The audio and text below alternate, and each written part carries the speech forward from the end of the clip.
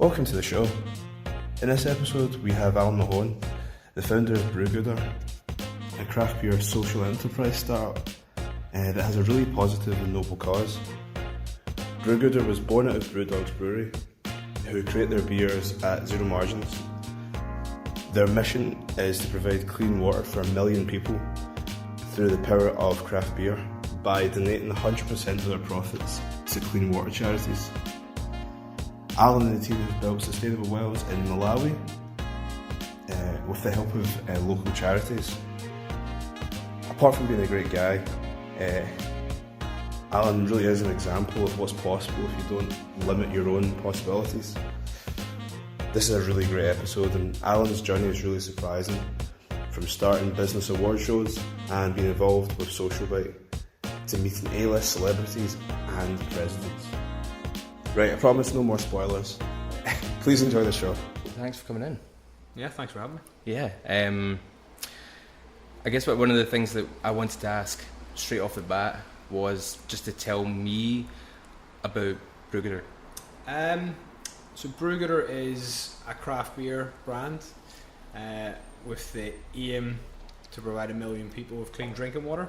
That's kind of our why. That's why I get out of bed. That's why we ultimately want to make the beer.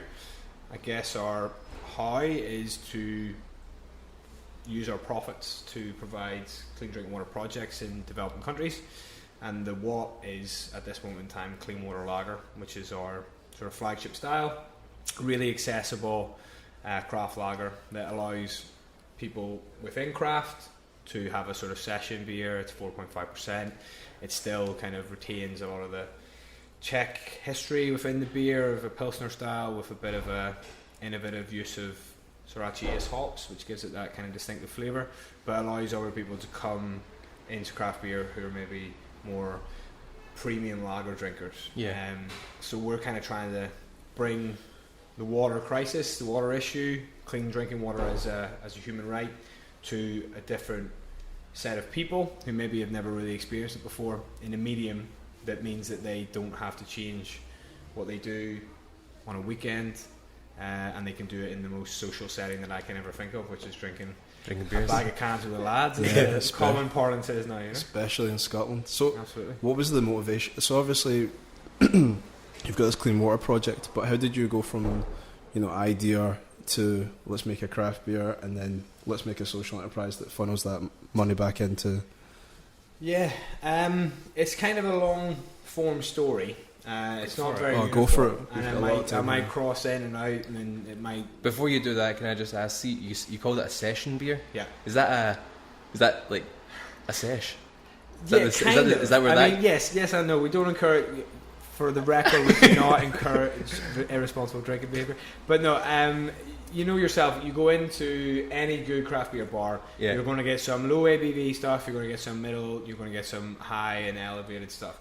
You can't drink a lot of elevated stuff for the effects hitting you. So this is kind of the idea of, you have 4 of these cans, you'll be fine. You want to move on to the higher stuff, or you want to start off with the higher stuff and then come on to us, that's fine. So sesh, Ian, Is that so? Did the sesh come from that type of beer, or is I actually don't know. I mean, it's chicken and egg, isn't it? It is. What one did it? I think this one came after. I think because you want a session beer, you want a beer you can session. You can session on, yeah. But a lot of people in craft beer don't like the use of the word session, because session typically just means low ABV, and typically low ABV stuff is always like, B light is an example of a really low ABV beer for reasons that aren't necessarily about the quality of the beer. Tasteless. Kinda. But there we are, can say there are, well, yes, definitely, obviously.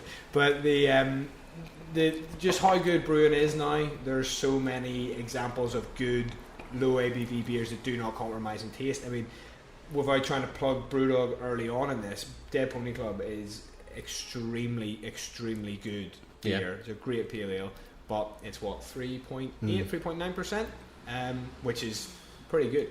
Yeah, I'm not a huge beer drinker. I never have been. Nana's the guy that kind of got me into the whole craft beer thing, and it wasn't like I was typically would just drink Heineken, just if it was whatever was available. But yours is the first one that I tried without jumping too much into you're the greatest early on in this, but yours is the first one that I ever tried that I thought I could drink this. I could replace what I normally drink with this. I'm not a big drinker, so that kind of fits in perfectly for, like, it tastes good and it doesn't get me absolutely shit-faced too quickly. Agreed, and it has, as a beer, it has fantastic qualities that are great about lager, which is often kind of maligned, I guess, within the craft beer industry. Craft beer, some people would define craft as being anti-lager, for example. There's lots, don't get me into what craft beer means. Jesus, that'll be a podcast in itself, which is one I'm not qualified to do. But so ours is kind of designed to be accessible to people, but also to people like you just said. You didn't say Tennent's, you said Heineken. You know, you've already treated yourself to a Heineken over a Tennent's. Like, go one step further. Yeah, exactly. So there's obviously something about the premium lager drinker that we're obviously trying to capture, I guess. But yeah, so do you want me to kind of... Yeah, sorry, I derailed that. Like, but no, yeah, that's fine. Like, how did it get started? Story. Yeah, so I think it's kind of a long form story, I guess, and I told this actually to somebody quite recently, informally, because when I was given a condensed version of this, like a 15-minute one, it's always, have you ever heard of Social Bite? And that kind of allows people to kind of go, oh yeah, dude, I know what they're talking about. I kind of grasp this idea of a social enterprise. But way before that, I never really knew what a social enterprise was until I came to Scotland. Obviously, I'm from Ireland. I came over, I studied in university in Glasgow for 5 years. By the time I left, I applied for one job, and it was Department for International Development. And I'd always just kind of been taught that, well, not taught like explicitly, but my mum, as an example of somebody who raised me, was always doing work for other people and using her talents, working for the NHS, all that sort of stuff to kind of, like, I guess, just serve other people. Yeah. And I think subconsciously that kind of had an effect on me, where I was like, I want to do that. I want to use my talents in whatever way they may be to kind of for a common good, I guess. But on the side, I was always doing like little tiny enterprises in school, where I would like find that there was a price point difference between the, you know, this fizzy juice that we got back in Ireland called BPM that I could buy in Ballycastle, and by the time I brought it to school, there was 50p margin in it for me. I could sell it to my friends, so they got a better deal, I got a better deal, everything worked out. So it always kind of had those twin tracks of being sort of socially minded, but I like the idea, like you guys probably do, of building a brand or building other people's brands and kind of being in that business space. So I applied for this international development job, and I got through to all the, you know, psychometric testing and is this guy, you know, a retard type thing. A psychopath. And yeah, exactly. And then I got to this sort of, what do you call it, like a team day, you know, where you kind of interact with other people and stuff like that there. And I thought I bossed it. I was like, yeah, I'm a pretty social guy. Like, I mean, I've nailed it. And 2 weeks later, I'm on holiday in Thailand, and, you know, I kind of get a letter saying went with somebody else, which is invariably someone from Oxford or Cambridge. So it's like, I'm kind of stuck here. So I didn't have a job. I left uni effectively without a job, and I went over to the Edinburgh Festival. It was more or less about four years ago, and I bumped into a guy called Josh Littlejohn. So a lot of people might know him as the Social Bite founder, or one of the co-founders at least. And we kind of got talking, and he just set up Social Bite, and it was like a one sandwich shop chain. It's now like radically evolved from that. But he kind of sold me this idea that they want to take on homelessness through this little sandwich shop. But it's not anyone's dream, I don't think, to kind of leave university and work in a sandwich business, I guess. You know, I don't want to be disparaging about it, but it was never what I kind of wanted to do. But here was a guy who offered me a sort of vision to help him build a company which helped other people, and I thought that was something I would be very, very silly to turn down. The specific role that I got within that was running an event called the Scottish Business Awards, so that was a thing that's, since I was working on it, it's attracted people like George Clooney and Leonardo DiCaprio and stuff, so it's a pretty good part of the business that I was working on building that sort of. So that's a separate. That was started with yourself. And yeah, well, with Josh, and Josh, then I sort of joined in. Him, yeah, and then me and him sort of. Because that's a huge a huge ceremony. Yeah, people. It's the biggest in Scotland. I was assumed that it was around. It was one of these that, you know, like you always see these recurring things. Yeah, and I yeah. guess since we've been in business, it's always been there. So I was assumed it was this big, Yeah, like that's huge, pre-existing.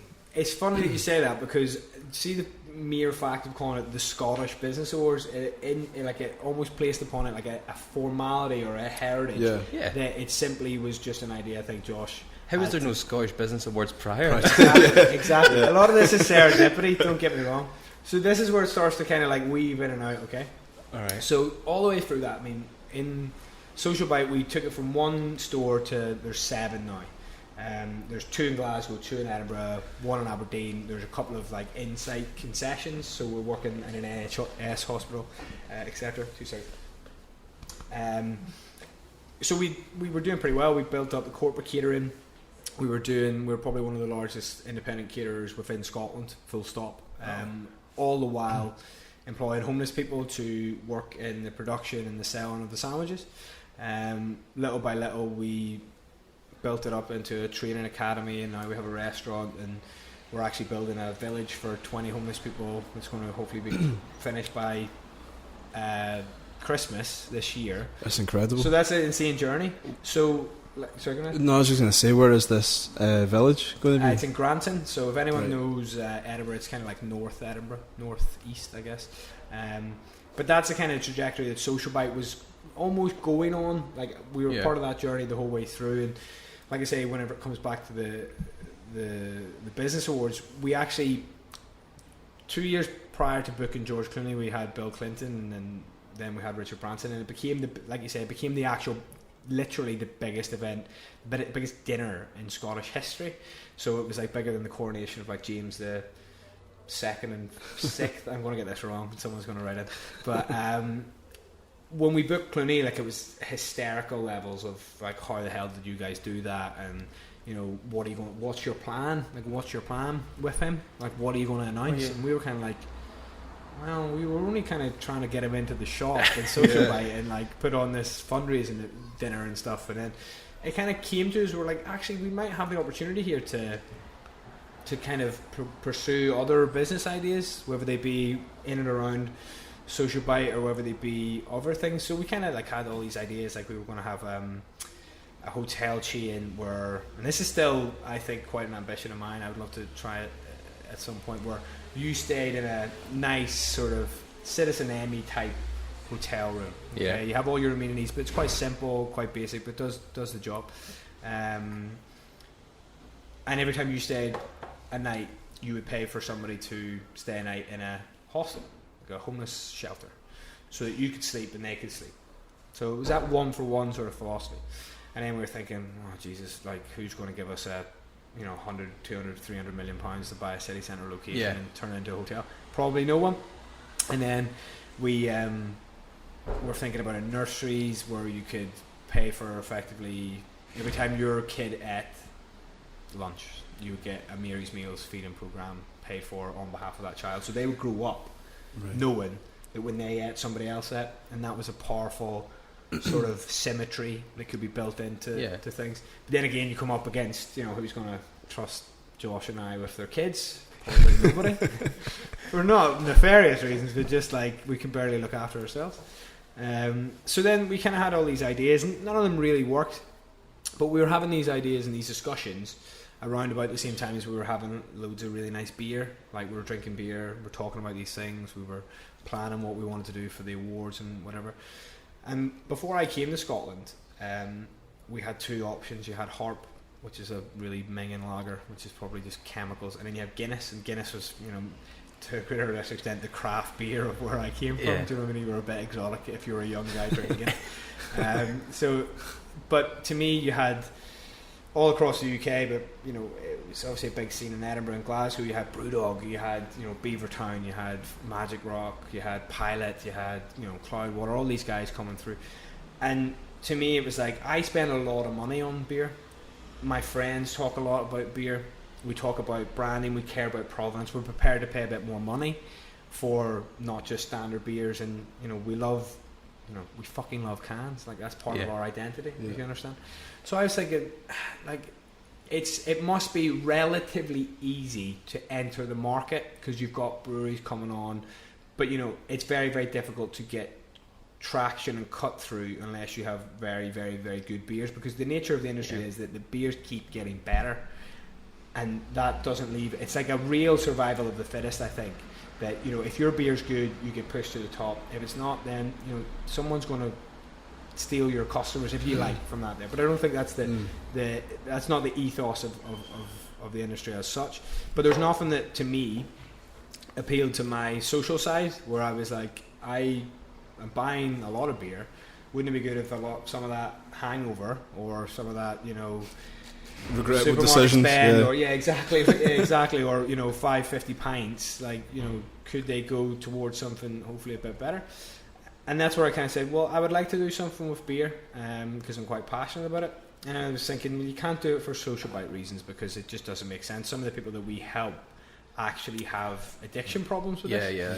So I was like, well, what could I personally devote building this brand to? And then it sort of, again, this is where I jump way back in time, about 3 years before that. I did some international development work in Nepal. Was very, very lucky to be working in a very rural community, where we had a local water source, but the water source was used by a community, much bigger than a couple of hundred, using this communal water point. And at some point in that 3 months, I drank water I shouldn't have drank because it wasn't clean, and it sort of manifested itself during the trip. Not terribly, but I had the sort of dodgy tummy, but I was thinking, this is just being away. Right? And then I got back home, and it kind of got a little bit worse, and it was like a parasite was in me, if you understand. Oh right? No. Yeah, exactly.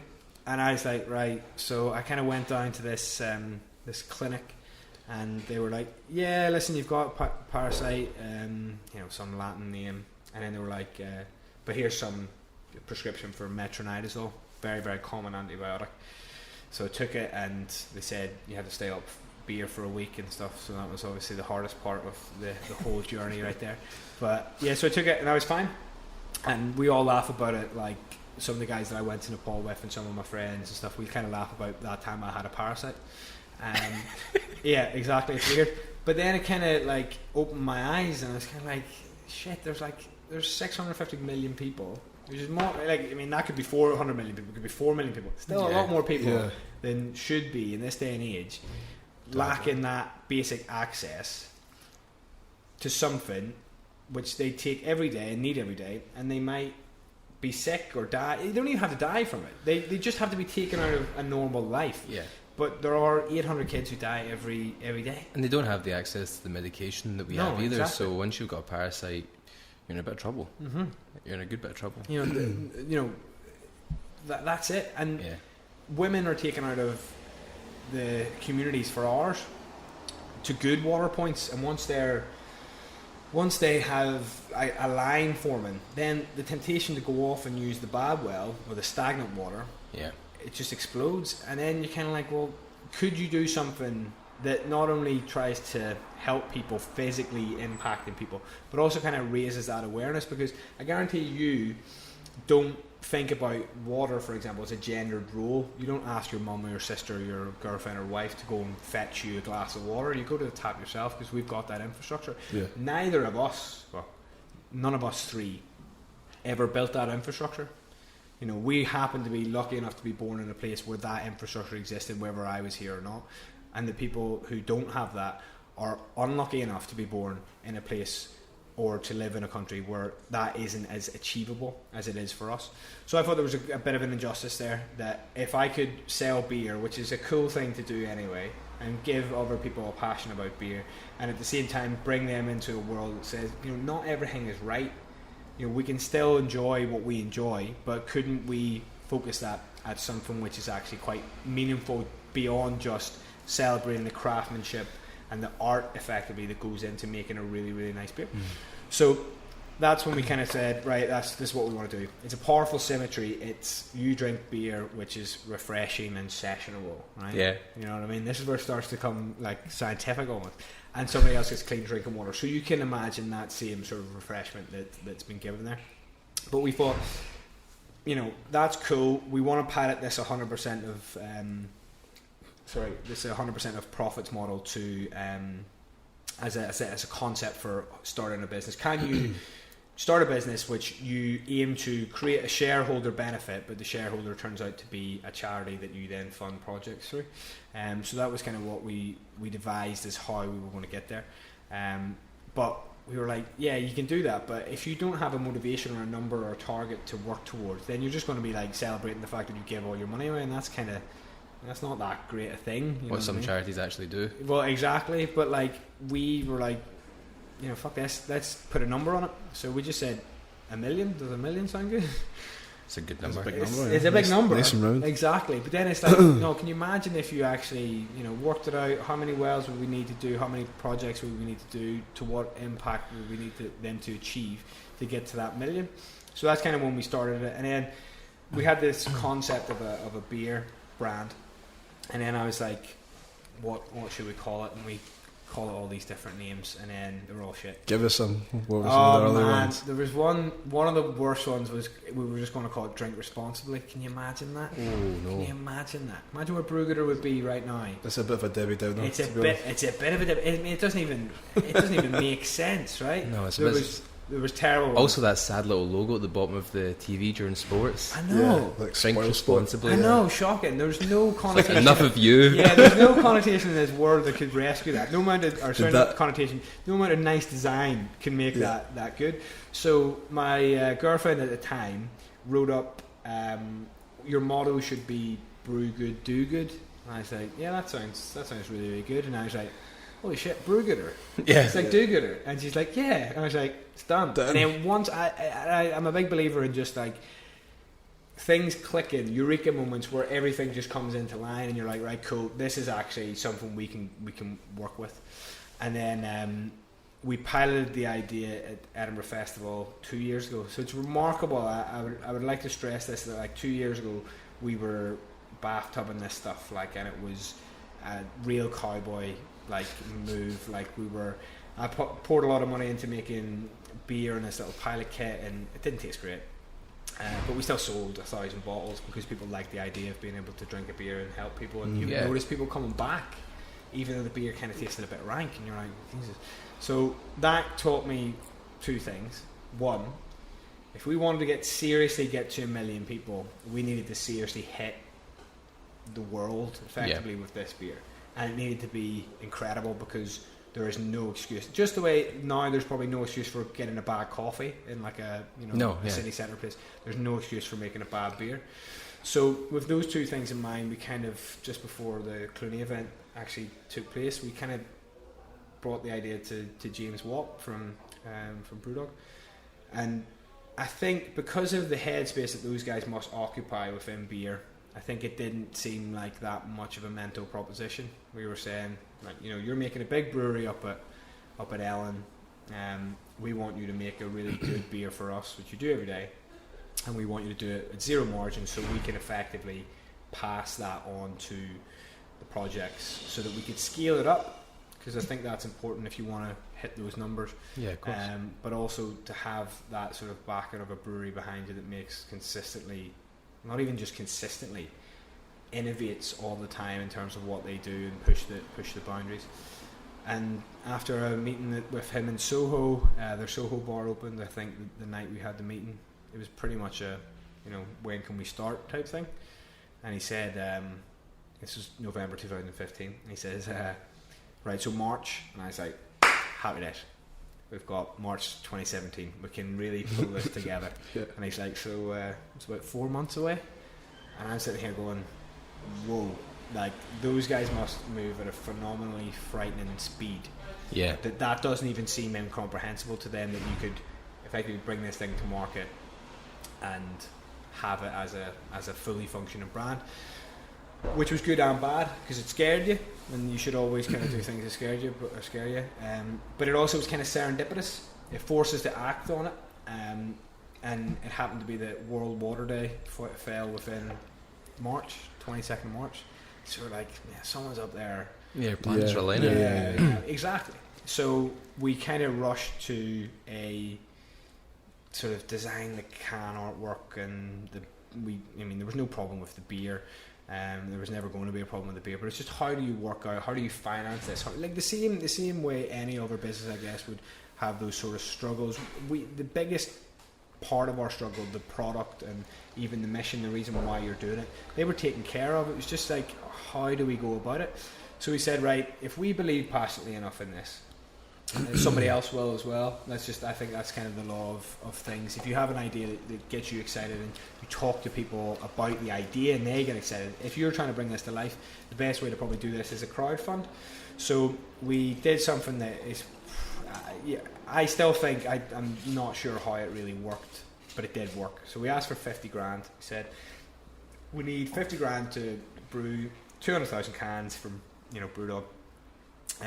But we need you to pay for the beer in advance from a company you never heard of, a beer you've never tasted, on a site you've never used and probably looks a bit dodgy because it's called Indiegogo.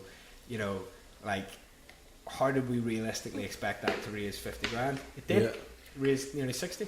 So, we had a hugely, in inverted commas, hugely successful crowdfund because it worked, and a lot of crowdfunds don't really do that. So that was kind of the start, and then by April we kind of started seeing things kind of come into play.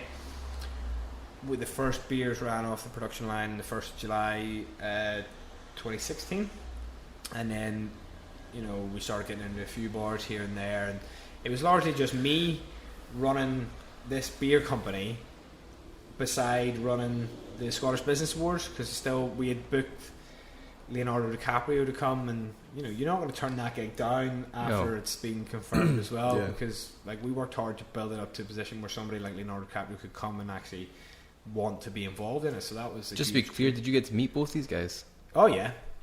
I'll tell you a funny story afterwards about George Clooney, but Leonardo DiCaprio was great. He was fantastic. He drank the beer and he's like, listen, I really like it, but I drink wine. And it was, but as a matter of fact, as I said, and you were like, Brewgooder product too. Yeah, if we do this, can you? That absolutely confirms everything I hoped Leonardo DiCaprio would be like. 100%. So we had lunch with him. We literally had lunch with him, and it could have been a sort of thing where you were like, he's he's Hollywood and he's aloof and he's just he doesn't really. We talked about his environmental foundation, and I asked him a question. I can still remember it. It was like, you were so big at such a young age. What made you decide, more or less after Titanic, that you wanted to set up this foundation about climate change and environment? And he answered the question, and he did not look away from me. Once, it was like, I'm talking to you and only you, and you kind of in your own, you have a sort of out of body experience where you go, that's why you're Leonardo DiCaprio. There's no shortage of good looking actors, but there's very few Leonardo DiCaprios. And it's that charisma and that unknown quality. Because he's produced Cowspiracy, and then as environmental films, and then Inside Job, which was about the banking sector. Did he do that as well? Did he? Yeah. I'm pretty sure he did that, and that Matt Damon voiced it, did or Matt Damon produced it. No, I'm pretty sure Leonardo DiCaprio had something to do with it to them. Call me out if I'm wrong, but answers on a postcard. But I mean, he is pretty exceptional when you consider the amount of work that he does alongside his professional acting career. Definitely, it's pretty astonishing. So we were doing that, and around about a week before we actually, it was a crazy, that was a crazy 3 months. We announced DiCaprio in August, having worked on it for quite some time, and then the event was in November, and about a week before he showed up, we launched in 250 Asdas with Brewgooder, which I still to this day How did you swing that? Well, we went down for it was called a Social Enterprise Supplier Development Academy. Try and put that sexy, that. Yeah, exactly. It's a good title. So we went down to that thinking we were just going to learn about how a social enterprise, because they're pretty, it sounds weird, but they're pretty big on all that sort of stuff. They genuinely were passionate about trying to get some social enterprise things onto their shelf so they could educate their customers. Yeah. Right. So they ran this academy, and we were like going down, like thinking we're pitching for 650 stores here. Like we've got this great idea, and we've got this production capacity, and we've got this and that. But realistically, like I mean, it would have been beyond our wildest expectations to anticipate that pitching to them in June, or not. It wasn't even a pitch. It literally was 3 days of like just having conversations with people. That 3 months after that, 4 months after that, you would be in 250 stores. You would be in as the Leith when I could just walk down to the sort of nearest one, or like Granton, get your beer, Tory Glen, and you can get, it's kind of like, this is really strange. But that happened, and I think that coming off the back of it, of all the sort of hype that was generated through the crowdfund, was do you get detached? Not detached. Do you like get one of those? Sometimes, like when I'm out and I see some work that I've done, like I look at it and I go, "Oh, that's nice," right? But do you ever like walk into an Asda and then see your beer and go, "Oh, that's mine, isn't it?" Oh yeah, and then go and buy some and be like, "Oh yeah, but I made this." Yeah, I mean that's quite a special thing, because then that's when you realise. That's when sometimes you realise that anyone can more or less change the world that they live in. You know what I mean? My mum shops in Asda in Shore Road in Belfast, and she can now buy it. Like, how weird is that?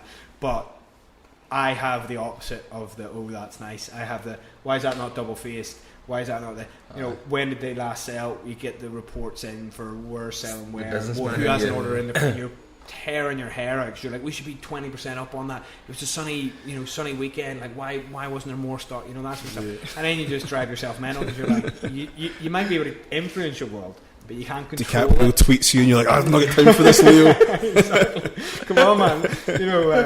What do you call it? Tory Glen's sold out on Wednesday and didn't order back in until Sunday. We missed the busiest 3 days. I know, exactly.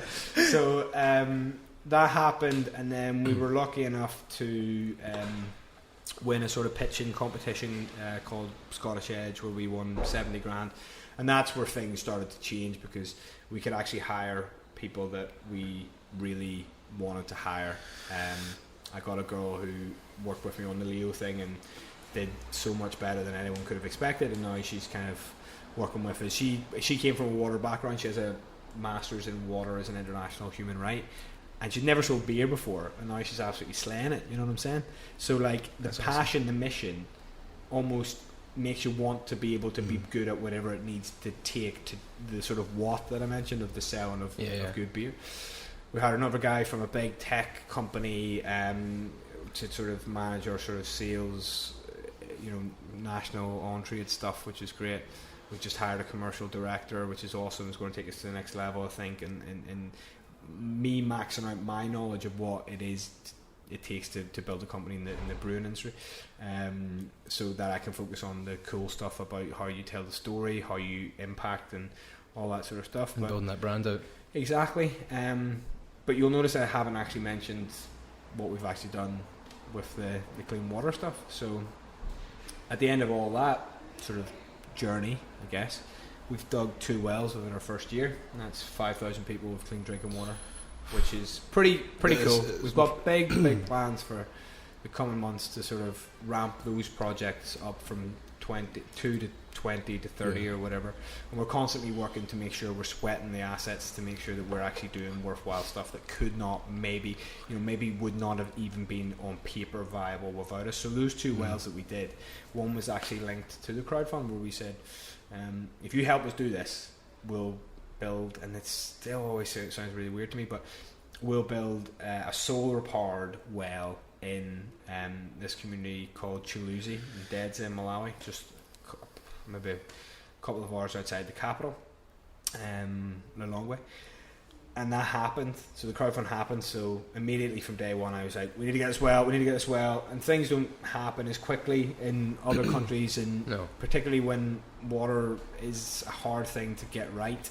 So there was months of sort of hydrological testing and how to position the well and how to do whatever. But in May we went over and visited it, and it's this big like skyscraper of a 3,000 litre tank on top of a big sort of steel sort of hoarding, if you like, and it gets replenished every 3 hours.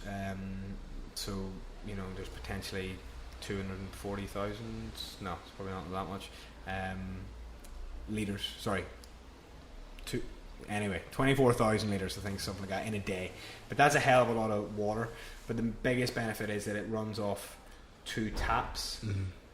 And if you've ever pumped a borehole at 30 degrees and 70% humidity, you'll know that that is a lot of effort, particularly based around the effort of women in those communities. If you turn on a tap, you fill up a 30-litre bucket in a minute, maybe a minute and a half. So you're talking substantial infrastructural changes. That's used to provide a school feeding program, or not to provide, but to make sure that everything's clean for the kids to eat. And it also helps antenatal clinic, which is just like up the road, if you like, which allows mothers to not have to travel kilometres with newborns to get access to very basic treatment that we would even consider very, very basic here. And then we did a second well, which we named the Ellen well. So the reason we did that was because the Brewdog brewery is called Ellen. What's the Ellen brewery? It's in Ellen. So we kind of want to say thanks for that. And that is, I don't know if you've ever been to Ellen, the Scottish Ellen, but it's pretty remote from Aberdeen. Like, it's a crazy, like, it's very, very far up north. And that's the exact same as where it is in Malawi. It's like, it was a 6-hour drive, and then it was a 15, minute sort of hike. And I know that doesn't sound a lot, but it's so remote. Yeah, in that heat as well. Yeah, and they had to do a temporary road, basically. They had to build like mini bridges to get it in. And then you get there and you sit, and it has a plaque with, thank you for, thank you Brewgooder or something like that there for doing. There's a funny story actually behind that, right? So it was called the Ellen Well, and we had originally got them to do a plaque that said thank you Brewdog. Right. But we sent out our fixer, like our guy who sort of sorts out things on the ground for us, who makes sure the projects are running correctly, a guy called Alec. And he sent out a driver to do it because it was so far away, and I think he must have been like, I have got stuff to do here, can I send you to make sure? And the guy must have got out and basically said, this is the wrong company, it's the wrong spelling, because it said Brewdog, and he'd obviously only been hearing stuff about Brewgooder, so he was like, you need to get this changed, they're coming out in 2 weeks, like, this has to say Brewgooder. So we turn up and it says Brewgooder, and I'm like, I've seen photos that say it's like Brewdog, and then they were like, obviously the guys in the community were like, okay, like, I don't even know what that really what the hell you're talking about exactly. So then we got in touch with the guys, and they were like, yeah, they've asked us to remove it, but like, we'll put on the old one again if you want. And we were kind of like, so that was a bit of a faff, but it's pretty cool. It's a nice story to tell, isn't it? Absolutely, yeah. And I mean, it's nice conceptually that somebody saw that, knew of your company, and thought, this isn't right. Yeah. We don't want them to come out here and then be like, this is the wrong name. So even that, like, when you think about like the spirit of that, to think that he wasn't going to let that be incorrect for you, even though it was, I mean, Brewdog, Brewgooder, it's very, very similar sounding, like, especially if you haven't heard of the two separate companies or don't know they're two different things. That's a really cool. So, like, see, as far as the wells go, how involved in that are you? Do you? The first two we basically handpicked. I mean, we handpicked the first one, and we definitely handpicked the second one, because we were basically working with a charity that's based in Dumbarton, and they had a school out there, but it's a school that kind of went through a lot of rapid development of the infrastructure of the school, without necessarily the rest of the infrastructure keeping up pace. So you've got a school that has 1,800 kids in it, in not a big space, if you like, and they had one borehole well. That's not good enough, cool, like, do you know what I mean? And it wasn't their fault. Like, it's not like they neglected this. It was just some things just don't happen congruently, if you like, to allow that to happen. So whenever they said there was a need for it, we were just like, absolutely. I mean we filmed the crowdfund video in that community.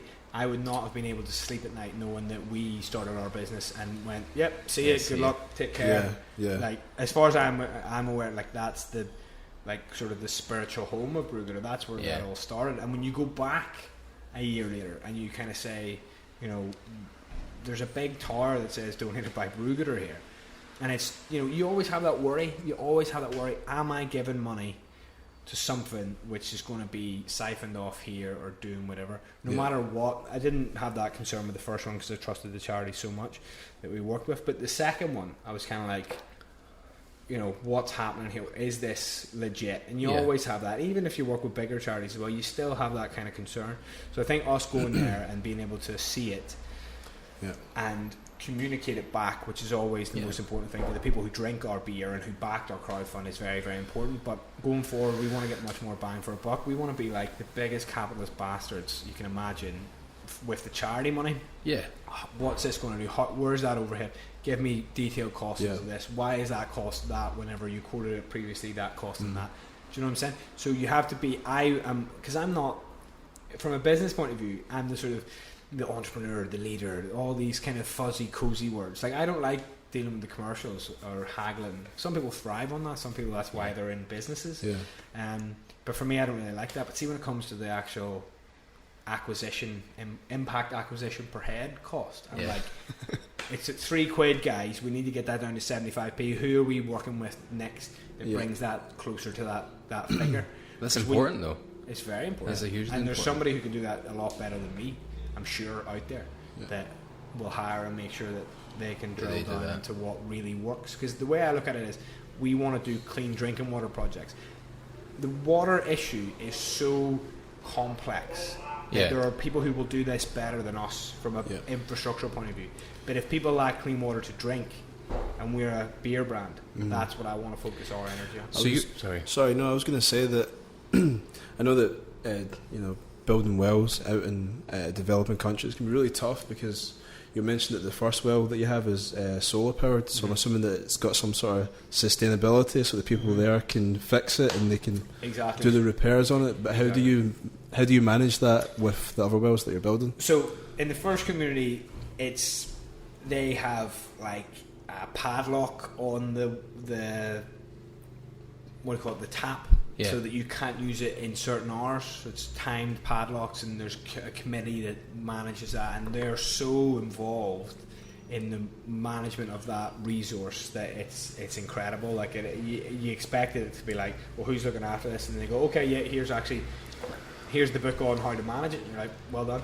But in the other ones, you're like, okay, cool. So we work with an NGO called Water Wells for Africa. And we kind of had a bit of back and forth, and sometimes you just have to trust people and kind of say. So they were saying like we focus our work in specific areas so that we can actually go out, routinely into those places and make sure everything's going right. But community buy-in is probably the greatest determinant of whether or not a borehole project is sustainable. Because if it breaks, or people don't know how to fix it and whatever, if it's diesel powered and it breaks, well then it's probably gone. Like it's probably mechanical engineering and stuff goes into that.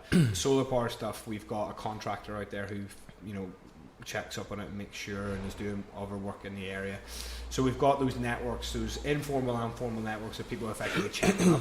But we want to go into places where we know that there's a good enough NGO infrastructure to make sure that there's a regular, you create the buy-in, but there's also that regular monitoring and evaluation to make sure that community is supported in being able to maintain or repair or whatever. Yeah, because I mean it's such a complex and important aspect of people's lives that if they don't understand how it works or how to fix it, then it becomes essentially useless if it breaks.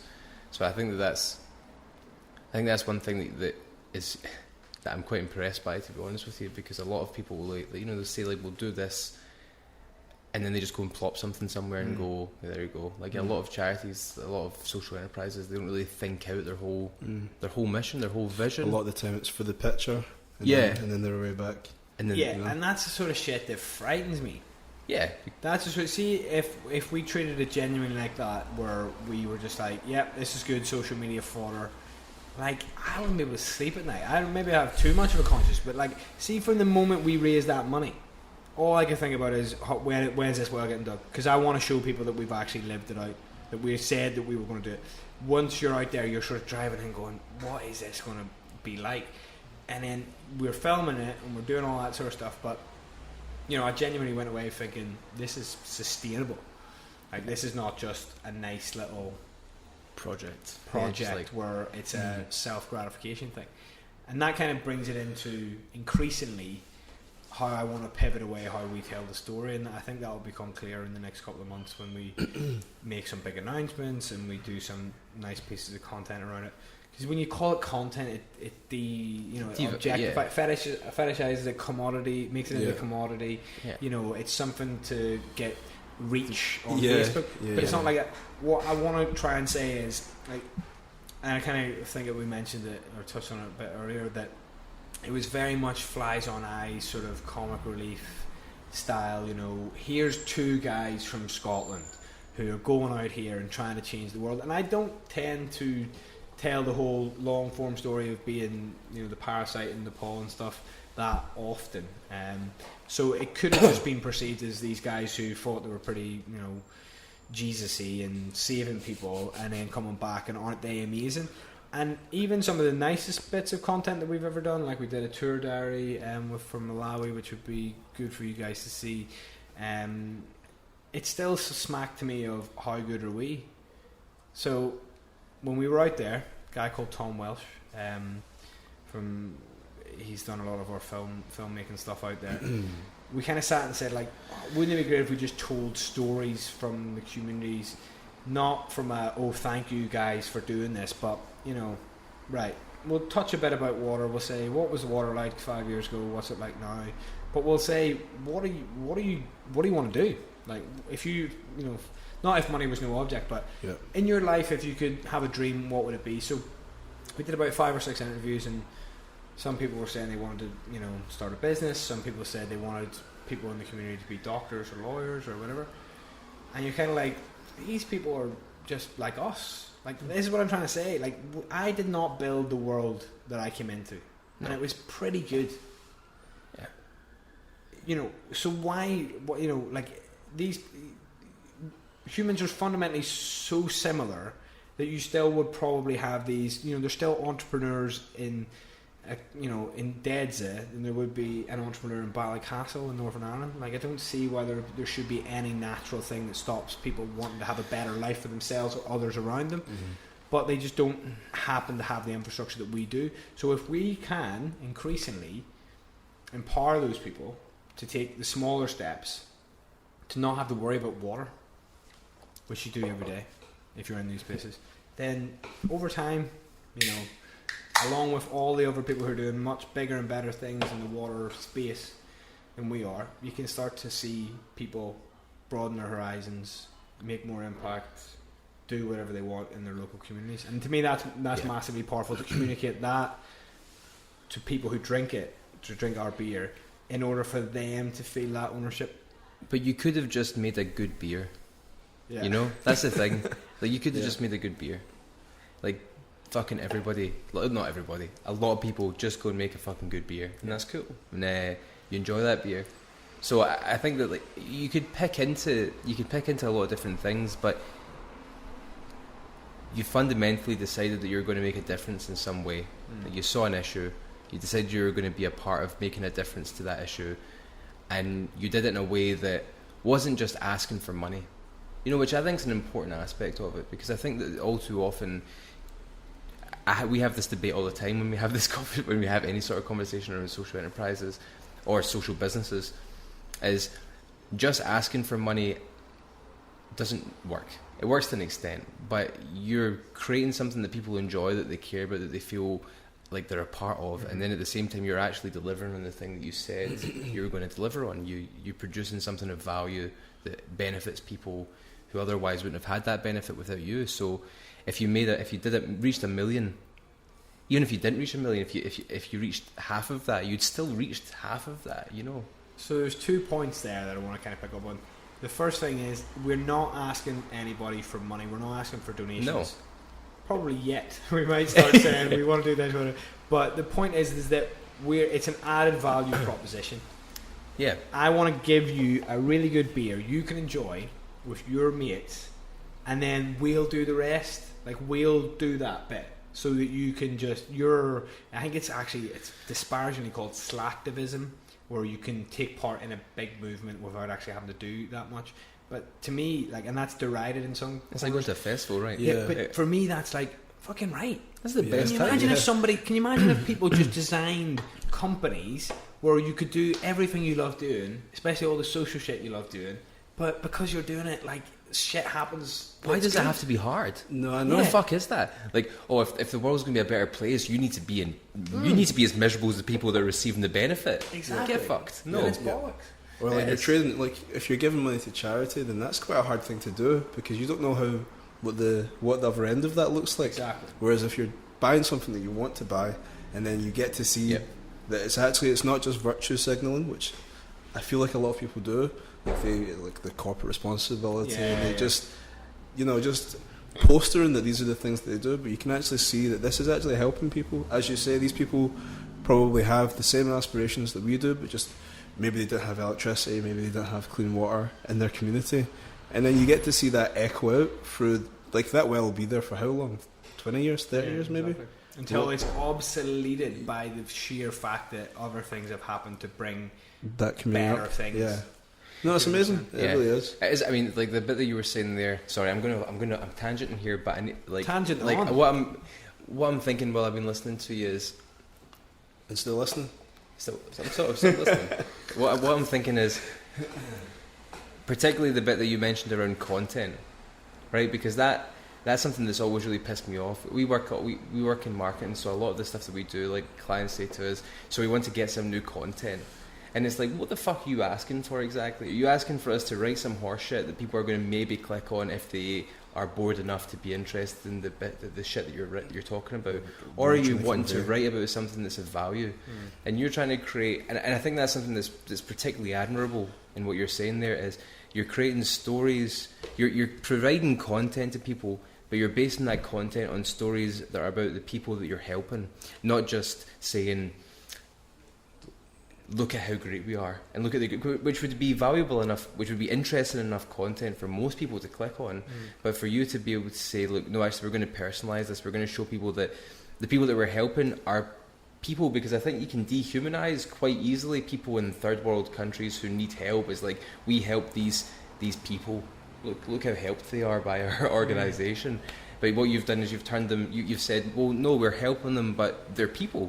They have dreams, they have aspirations there, And increasingly that's the story I want to tell, because I personally want to be in as little Brewgooder adverts or content as possible going forward, because it's, ultimately it should be something bigger than just my story. Might actually get boring. Oh, I've heard that, that's fine. What's the company doing now that it's helping X amount of thousands of people? When you said that, what happens if you get to half of that?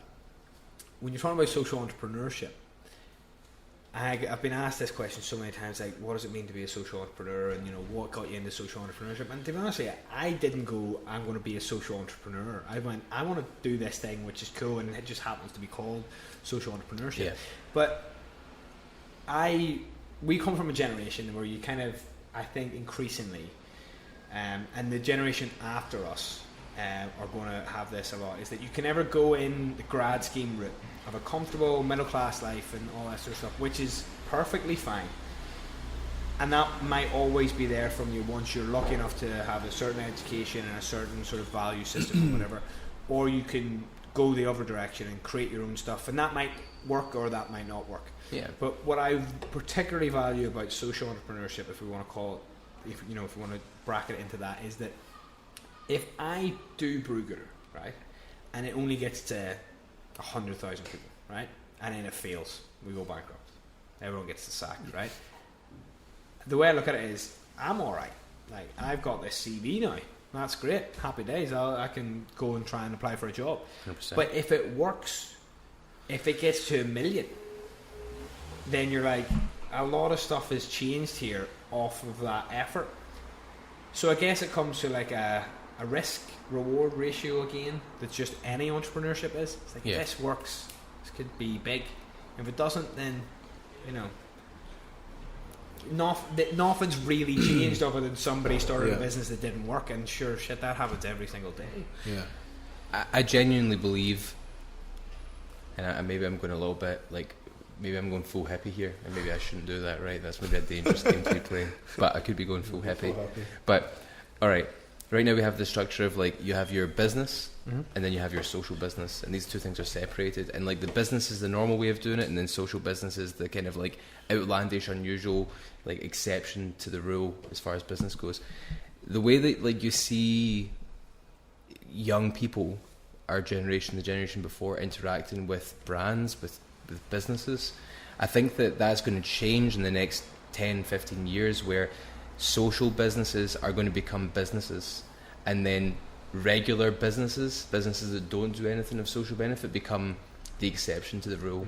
Because I think people are kind of catching on to the idea of, and you see that in politics, you see that in when it comes to like richest people in the world, they're asking what the fuck are these people doing besides providing a singular service through their business, and then that money, what happens with that? I think people like to be a part of something more than just enjoying a product. I think people like to feel like there's a value behind what they're doing, and I think that you're exactly on the right path, doing exactly the right thing to say like beer is fucking awesome for people's beer, and you can also get something good out of this, even if it is like just virtue signaling by buying it because you like the cause. But it doesn't matter, because that cause gets helped regardless of whether or not you do anything. You just purchase it. I agree, and that's the scenario I want.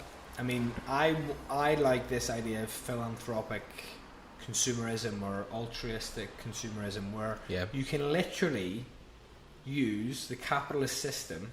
The best part about the capitalist system is choice. Yeah. And that, whether you're super rich or super poor, well, maybe not super poor, but if you're not super rich, you still have money in your pocket that you can choose to spend. Now, you may have great purchasing power, you may have not that much, but if you spend some of your disposable income, pounds, tens of pounds, hundreds of pounds a month on beer, you can never spend a relatively comparable amount on a Heineken or a Brewgooder, and you particularly might not be the one that makes that difference, but enough people like you achieve a critical mass where you start to be part of that difference, and that to me is hugely powerful. We are, as a Brewgooder, are an extreme example of how we want to do something. I'm not advocating that, because it's hard, I'm not advocating that you go out and say, I want to make a load of money to give it away, because the giving it away aspect for me isn't the powerful part of Brewgooder. It's the million people, and it always has been. It's that target. Once you get to that million people, you look around and say, do you want to do another million? Like, shall we do that sort of thing? But people can, like, just having a more cooperative, collaborative, you know, Brewdog, for example, have enabled this impact, but all they've done is agreed to do what they already did, but they did it in a different direction. And they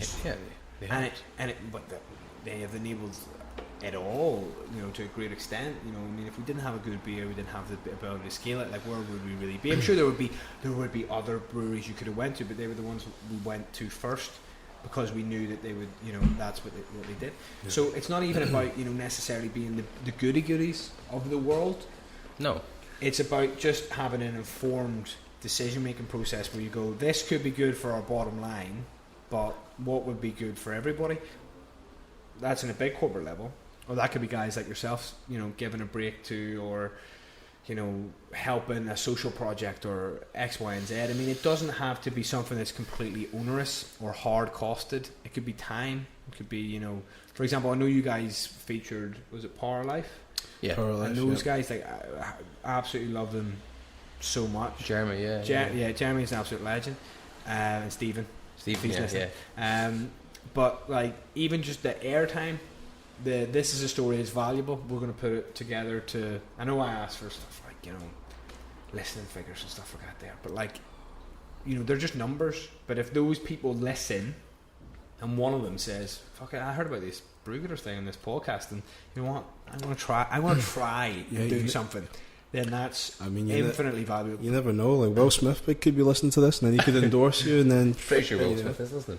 The Fresh Prince. Yeah, I mean, the we'd have to redo our cans to that sort of like 90s sort of graphics. That'd be class. Yeah. We had this conversation, the both of us, because we were thinking about this like a couple of months ago. We rebranded, and what we thought about was we asked ourselves the question of what happens if this becomes infinitely successful. Like if we, as an organisation, somehow like hit the magic dust and just become the number one in what we do, just theoretically. And the big question is like, what happens if every day when we wake up we can go out and we can get in a nice car and we can drive to a great office and we can come home to a great house and we can go on a great vacations and we can buy a fucking yacht, whatever. Like once we've done all that shit, what's the value that we provide to the world besides the service that our business does and the money that's in our account? And it's something that's challenged us quite greatly, which is why we've kind of looked at this podcast and why we're doing this thing. We're kind of bringing people, and then we're not saying that we are making a difference by doing what we're doing at the moment, but what we're trying to do is figure out what our value is more than just being a business. Because I think that there's a lot of people, and I think hopefully, well, I know that you agree with me on that, but we don't want to reach 50 with a strong business and a large bank account and think what we've done for the world besides the thing that we sell. Yeah. Someone said to me that people. I mean, I don't know what sparked that, like what moment, or if it was just a combination of seeing things around you. But when you're talking about like getting to 50 and buying a bigger car and getting on that ladder, like you're actually, by trying to make money for money's sake, you're signing up for a life of, you know, fucking comparison. Yeah. Comparison to the next big car. And does my wife love me if I have an Audi instead of a fucking Maserati? If she's making that decision in her head, why are you together? Right. Someone once told me that the currency of the world is not money, it's stories. So the reason that people buy yachts is to tell their friends, I've got a yacht. Yeah. I'm fucking stealing that, by the way. Right? I'm going to say that. Well, I was actually, when you were talking, I was like, who did say that to me? But anyway, a wise man, a sage, came to me in a dream.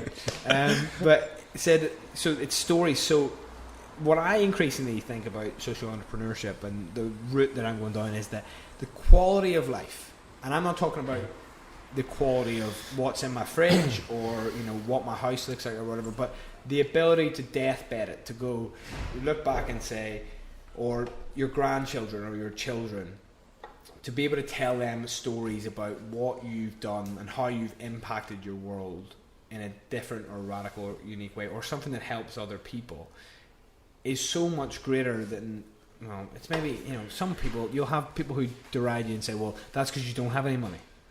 And we're like, yeah, but I'm pretty sure that like we could all, if we really, really wanted to, could try and strive to make 100, 200, 300, a million, whatever, thousand, you know, however amount of money. But how different would that be if you could make something happen which was benefited other people? Like, where's the value there? Should we actually start like a GDP of, you know, well, I know that happiness GDP exists, but like impact GDP, where you actually start saying, right, well, you know what's the value of money if it is put towards this as opposed to put towards a car? Yeah. Because I mean, what are you getting?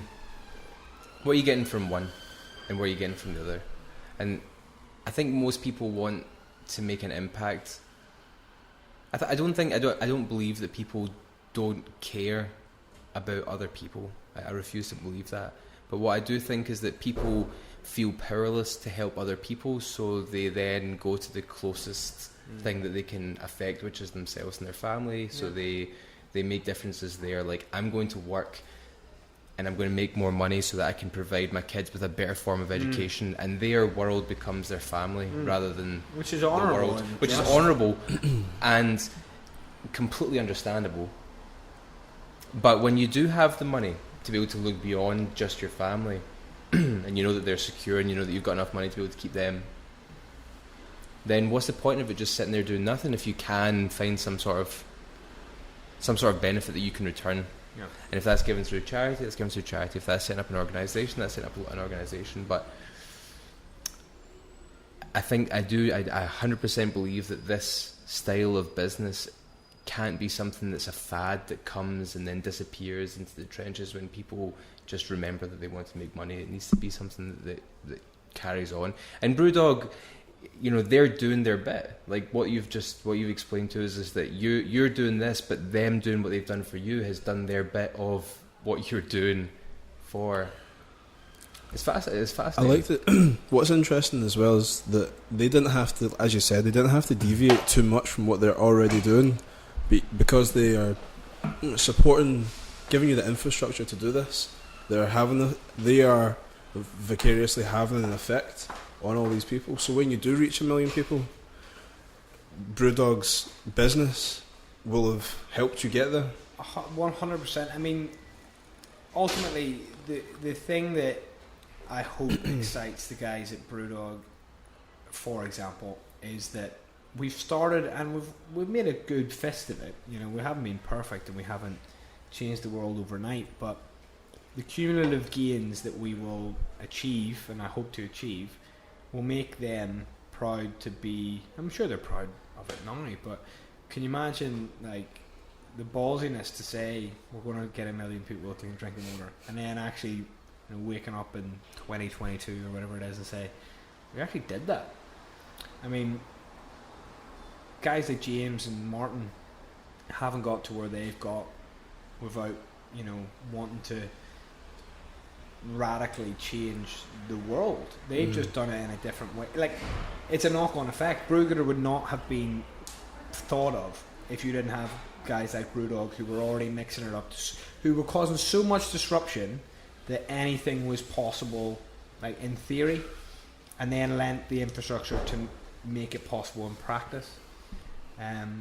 So when I think about all the stakeholders, and it's kind of unfair because can you imagine, like, it's like an online store trying to compare itself to Amazon sometimes, like with what they've achieved. You can be too hard on yourself. Yeah.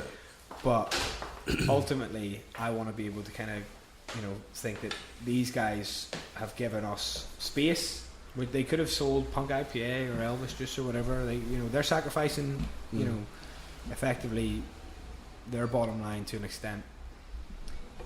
You know, we need to make them proud so that other people can look at that example and say, shit, we'll give the little guy a little hand up, and that could change something. And suddenly you have, it would be really good for me, I think, or it'd be a thing I'd like to see, that people actually, private companies vouch for these little guys like us, and in every industry, in every sector, you have a Brewgooder, you know.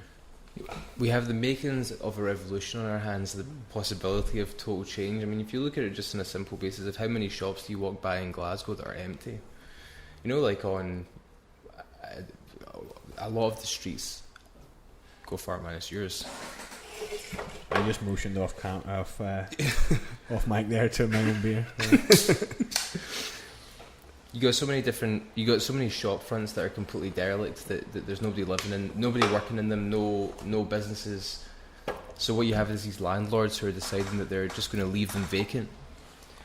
But there's so many small businesses that if they had a place on the high street, the opportunity to be able to sell their goods for personal gain or by social gain, whatever one it is, even a small step like that of just saying, all right, this isn't in use right now, so for that period of time that it's not in use, you can use it, you can have that space. Small things like that can make a huge difference. Just like Brewdog have done for you, which is like, we've got this space to be able to provide. It's enabling. Yeah, we have to do it. Yeah, you do it, and sometimes that is the very fundamental barrier to you starting a business, to having the confidence, because suddenly, you know, like I said earlier, like we were taking on a rent of an office, and no matter how many big contracts we've got coming in the pipeline, I still go, whoa, yeah, $1,000 a month, whoa, that's scary. Can you imagine if we didn't have that? Like £250 a month, you know, it's still big for people. Yeah. Like, and to take that. So if councils, right, okay, we're going mental tangential here, but Let's go into the it. next thing that needs to happen, and I hope it happens, and I think it's happening in particularly in England, around the Corbyn type model of people are actually saying, well, I can affect change as a young person in society or politics. It needs to happen in politics, and it needs to be aligned along a social inclusion, social mission type thing, where we would like, from a social point of view, to eradicate homeless. I mean, there are other homelessness charities that want to do this, but we particularly want to eradicate rough sleeping. Scotland's not a big country, Yeah, and it's a big problem, but it's not intractable. No. You know, we're dealing with numbers on the water side of things where there's 650 million, and we're trying to target 1 million of them, but there are lots of other people who are trying to do the exact same thing. So if we had a political class of people our age, Yeah. or the younger generation coming, or people slightly older that had a different view on it, so business might actually, you know, the economic superstructure, isn't that what they say? Let's go all Marx on it. Use the right words, yeah. Is influencing the political substructure, or whatever it is. So if enough businesses can do it and are successful, and there seem to be this nice aura around businesses that do, then what is there to stop somebody who goes, you know what, actually, I might try and do this in my local council? So that suddenly at a ground level, you start to see those opening up of derelict office spaces or retail spaces, and then that just moves up and up and up and up the chain until you have somebody who can affect change, saying, you know what, do we want to continue making other people, you know, what's the difference between somebody having 4 million or 4 billion and then getting that 5th billion? Like, what's the value in that, really, other than that person being more wealthy? Wouldn't it be better if we made political decisions with the people and planet in mind? But like, listen, this is blue sky stuff as well. Yeah. You know, I think a lot of people, especially within politics, feel apathy towards it because they feel like they can't affect it because it's this big unwieldy beast that's always been around from when you were born until now.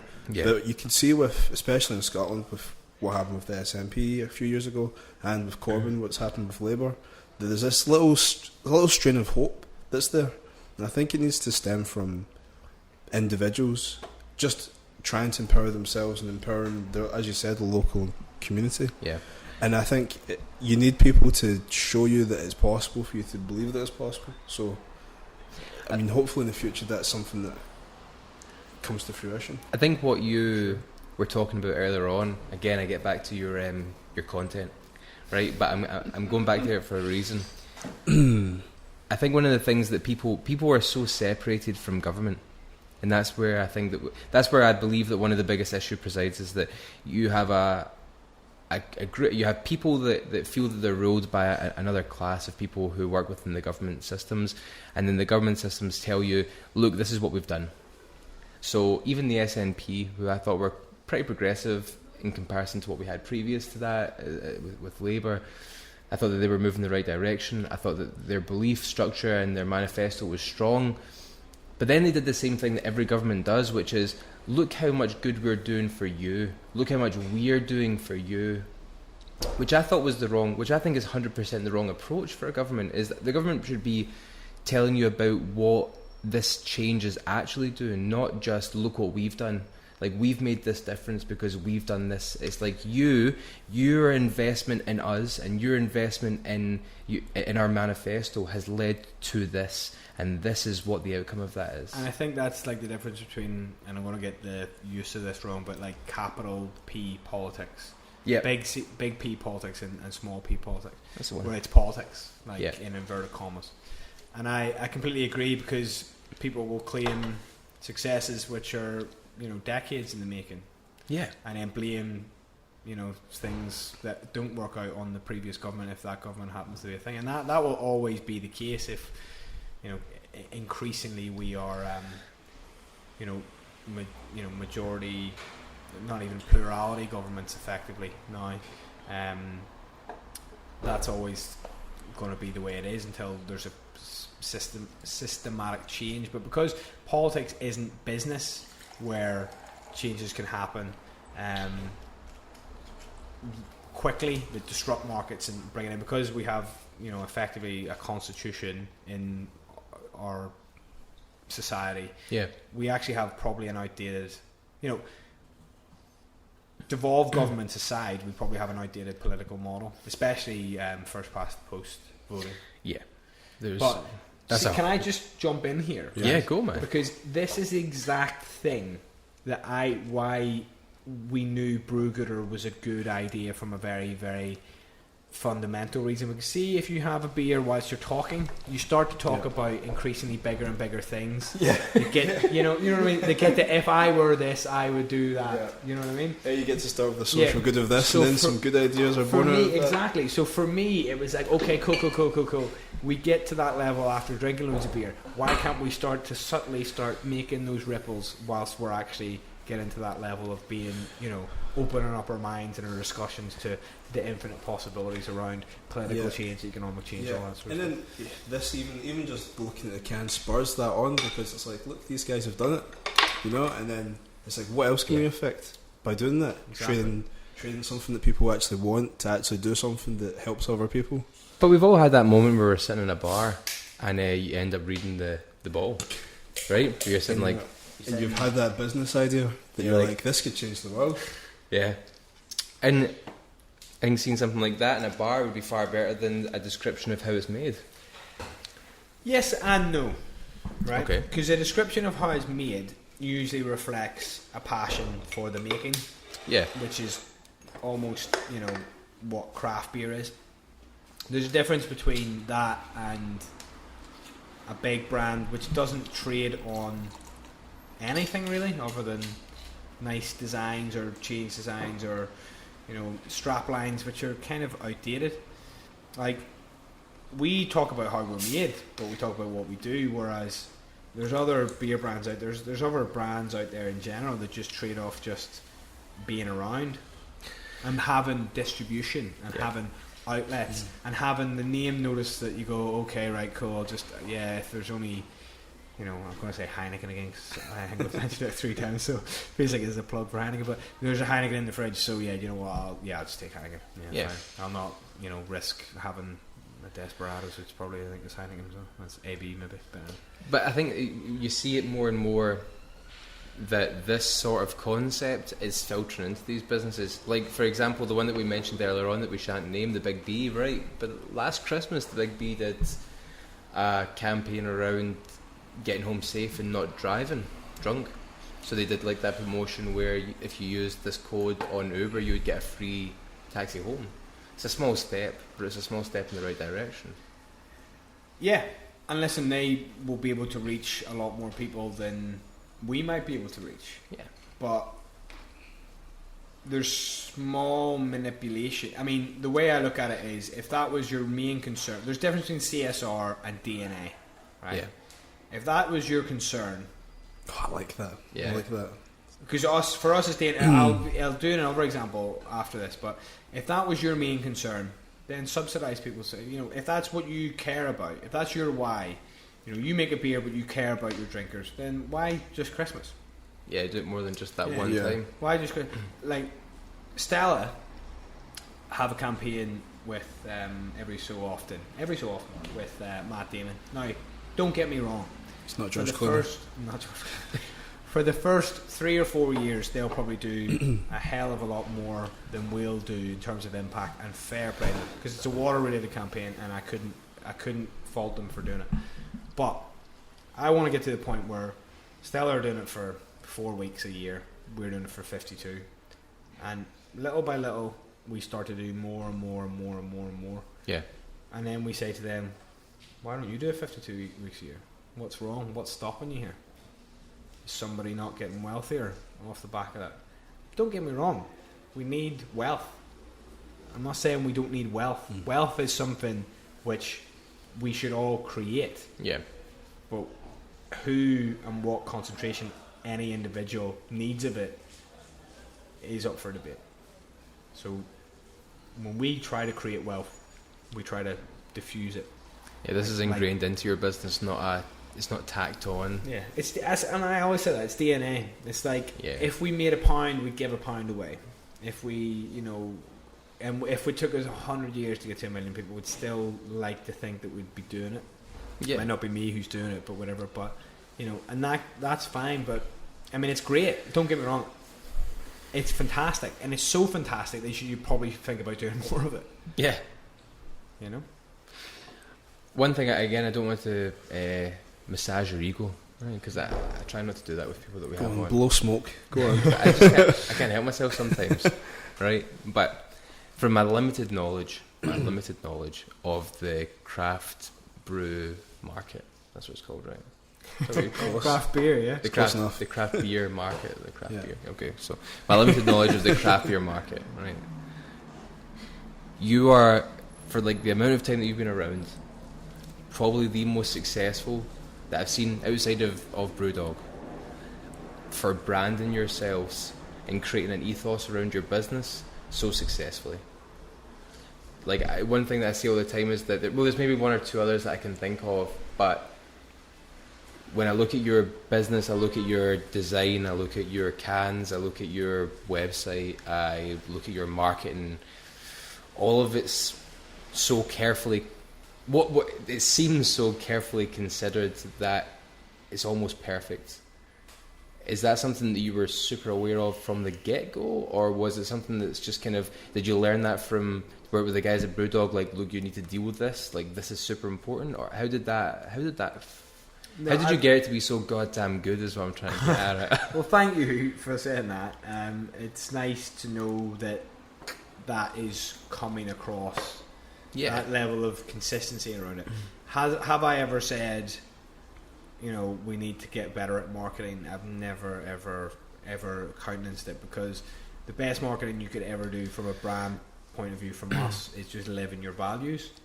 If your value is to do X and you do X, then people will buy your stuff going, well, they do X and they said they do X.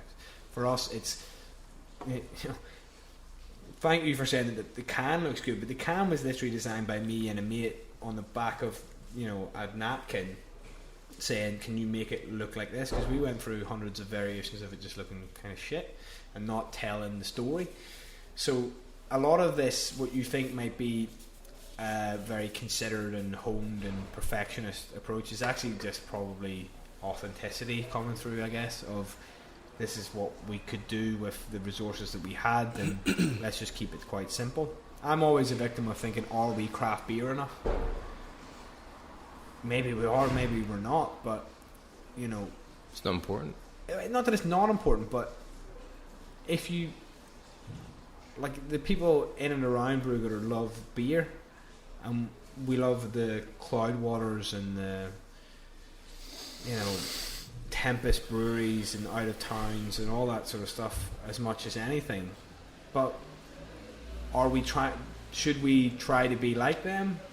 Probably not, because we didn't get into it to, you know, we want to someday make loads of New England IPAs and for everyone to love it, but we have a very simple mission of why we got into craft beer, so we should probably just do what we're good at and not try to pretend, I guess. But that's the thing, that we are. I think that's the point that I'm trying to make, maybe less eloquently than you've just put it, right? But that wasn't eloquent. I was like, where am I going with it? But for me, Nana might have a different perspective on this because he's more into this sort of thing, but I go into a bar, right, and I look at what they've got on tap, and then I look at what they've got in the fridge, okay, and I see a range of safe beers, as like you could maybe call them. So you've got like your Heineken, you got your Budweiser, you got your Estrella, these sort of beers that you know the label of, and then you go into the craft like row, okay, and they've got these fucking crazy looking designs on them, right? And it's like, you know, something that's just labeled beer, or like, you know, man. If you don't and know, it's just like, what the fuck am I getting here? Like, if you what don't is know, this? you're rolling the dice there. Yeah, you know? so like you know that you're going to be spending like $5 to buy a beer. So you're not going to want to buy a beer that's you're going to get out of the fridge and it's going to taste like shit, and you're going to be standing there. But when I see this and I see this on a shelf, it looks like something that me as regular man who doesn't know very much about beer could pick up quite comfortably and go, I think I'll like this. Yeah, that's the idea behind Clean Water Lager, was that we wanted to bring people in who may be into craft beer, because once you're in that fucking rabbit hole, like, yeah, do you know what I'm saying? Like, you know, you're on the periphery of it now. You know, stay out there, or else it will occupy a lot of your brain. Yeah, maybe was a bit more focused on the computer screens in front of you. Yeah, I had a couple of beer subscriptions, and reading the magazines, I was like, holy shit, I don't know anything about craft beer. It's you know? Like, and it's something, and it's infinitely fascinating, because there's the paper aspect of open and ferment or something from Beer 52, which is you're probably talking about, and then there's the tasting and finding out that, you know what, I was a lager drinker, but I fucking love lambics, you know, Belgian, like, Creek Boon, like, what's going on here?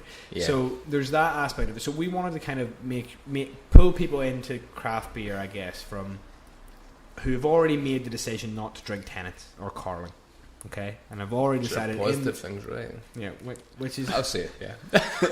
So they've decided they wanted to drink Peroni or Birra Moretti or an Italian brand. Like, what does that even mean? Yeah. Like, do you know what I mean? But how we did it was to say you could be part of something bigger than yourself, which is what any good movement should be about. Yeah. But don't get me wrong, when the time comes, we'd love to have, you know, I'm a hophead. I love my pale ales and my IPAs, my APAs and my IPLs and all that sort of, all those acronyms. But, like, you know, at this moment in time, we're very, very focused. You know, when you go and look at that fridge and you see the wacky designs, you know, it's going to be an assault to the senses. Yeah. But once you get familiar, you start to realise, oh, those wacky designs are actually Beavertown. Because that's probably what you're actually talking about. I mean, whenever I think about that, I'm thinking, was he actually probably seeing gamma ray and neck oil and, you know... I couldn't tell you. Exactly. You couldn't, but I'm sure once if you get into that it, world, exactly, then it opens up a wealth of different things for you. But from this point of view, we are competing, you know, if you like, competing for space because we have a very defined mission in life. Yeah. Once we get to a point where enough people know about that mission, it might be time to do other beers and be a bit more wacky, or be a bit more crafty, or be a bit more mission led. Who knows? Have you been over to Belgium? I haven't. You haven't. Do you like the Belgian beers? I do. I actually increasingly like the Belgian beers. Yeah. I used to think that because they tend to be quite sour and like a little bit like extremely like fruity and stuff like that there, and I used to think that's not beer, that's like flavoured beer. Yeah. And then I was like, no, actually there is a lot to be said about this. So one of the girls actually that works with us, Zoe, she recently said that, you know, she'd never really drank a beer before January, and now she's like, oh, my favourite style's a Saison. And then I was like, is that Saison sort of became a thing for farm hands when they were working so that they could drink to sort of refresh themselves, and I was like, is this because you want to drink on the job, or what is it? I mean, what's the subtext behind liking a Saison? My introduction to beer was kind of a harsh one. My partner's Belgian, so her father routinely introduces me to a whole load of shit that I've never come across before. Strong stuff too. Strong stuff, yeah. But my first introduction to new beer, so 18 years old, from Glasgow, so obviously the majority of beers that I drank were Tennants. Alright, so I went to Amsterdam. It was my first place I ever went to. Amsterdam on my own. I went to the Heineken brewery. I tried Heineken. Oh, quite tasty, quite nice. And then the next step I went to was Belgium. So I went to Belgium and then I went to Bruges. And I went out with some guys, met some fellas, went out for a couple of beers. Just the usual, you were drinking Stella because that's what they had on tap. But then close to the hostel I was staying in, me and one of the guys decided that we would keep drinking and go to this other bar. So we stayed for the last pint, and the guy closed the door and said that we could stay in for a shut-in. So he just showed us all the different beers, and we just listened to Tenacious D all night live because he loved fucking Tenacious D, which as it turned out so did I. So for me this was like, it couldn't have been better. The two of us both loved Tenacious D, this guy loved Tenacious D, and we also were trying all these beers. But he was giving us all these different types of beers, different flavours, you know, different thickness. Like some of them were sludgy and tough to drink. Mouthfeel. Yeah, and I've been drinking them from 12 o'clock at night till about 5 o'clock in the morning. Okay, I'd been sitting down all night. Besides when I went up to go for a piss, I was sitting down all night. And I said to him, and I don't know how many it was, we never counted it, but I said to him, I don't know how much we've drank. And this Dutch guy was like, just you wait till you get outside and get some air. And I was like, fuck off. Yeah, I'm from Glasgow. Yeah, I was like, what are you talking about? I've been drinking since I was a wean. Yeah. And then I go outside. You haven't had MD20. Yeah, exactly. Yeah. I went outside, had a cigarette, and then all of a sudden, just the whole world just started fucking spinning 100 miles an hour, and I was then over a drain, just fucking throwing up all over the place. But it was one of those things like that. It didn't even occur to me, really, when I think about it, even now, that I was drinking so many different beers, because in my mind, beer had always been consistent. Yeah. I get that. Definitely, because listen, I don't know if there's any scientific basis in this, but you know, when people say you mix your drinks, you know, you can mix your beers, like, definitely 100%. Like, Yeah. In terms of strength, because not a lot of beers taste as strong as they might be, whereas you would handle a glass of wine at 13% differently from a glass of beer that was also, you know, a Flanders Red or something like that there, which is maybe not 13%, but like it's getting up there, and it's in a pint, and you're sort of chilling it, you know, at the same rate someone's drinking a 4% lager. Like, I mean, there's no hope in hell. The issue around that is just the education of beer. One of the things we did, and it's largely it's completely off the back of working with Brewdog, is do a certified beer server exam where you actually learn about the different beer. So the idea is, if you're serving beer, if you're selling beer, you have to know, if someone comes and asks you, well, what's that? And you kind of go, well, it's actually a Belgian beer. And you go, any more than that? Yeah, exactly. Yeah. So you have to be able to talk them through it. I actually realised that there is such a heritage and such a difference within styles that, you know, a lager, an American light lager style is going to taste very, very different from an American Imperial IPA in terms of not only the taste, but the strength of that. Yeah. So if you start moving and dancing around, you know, you're gonna have a headache.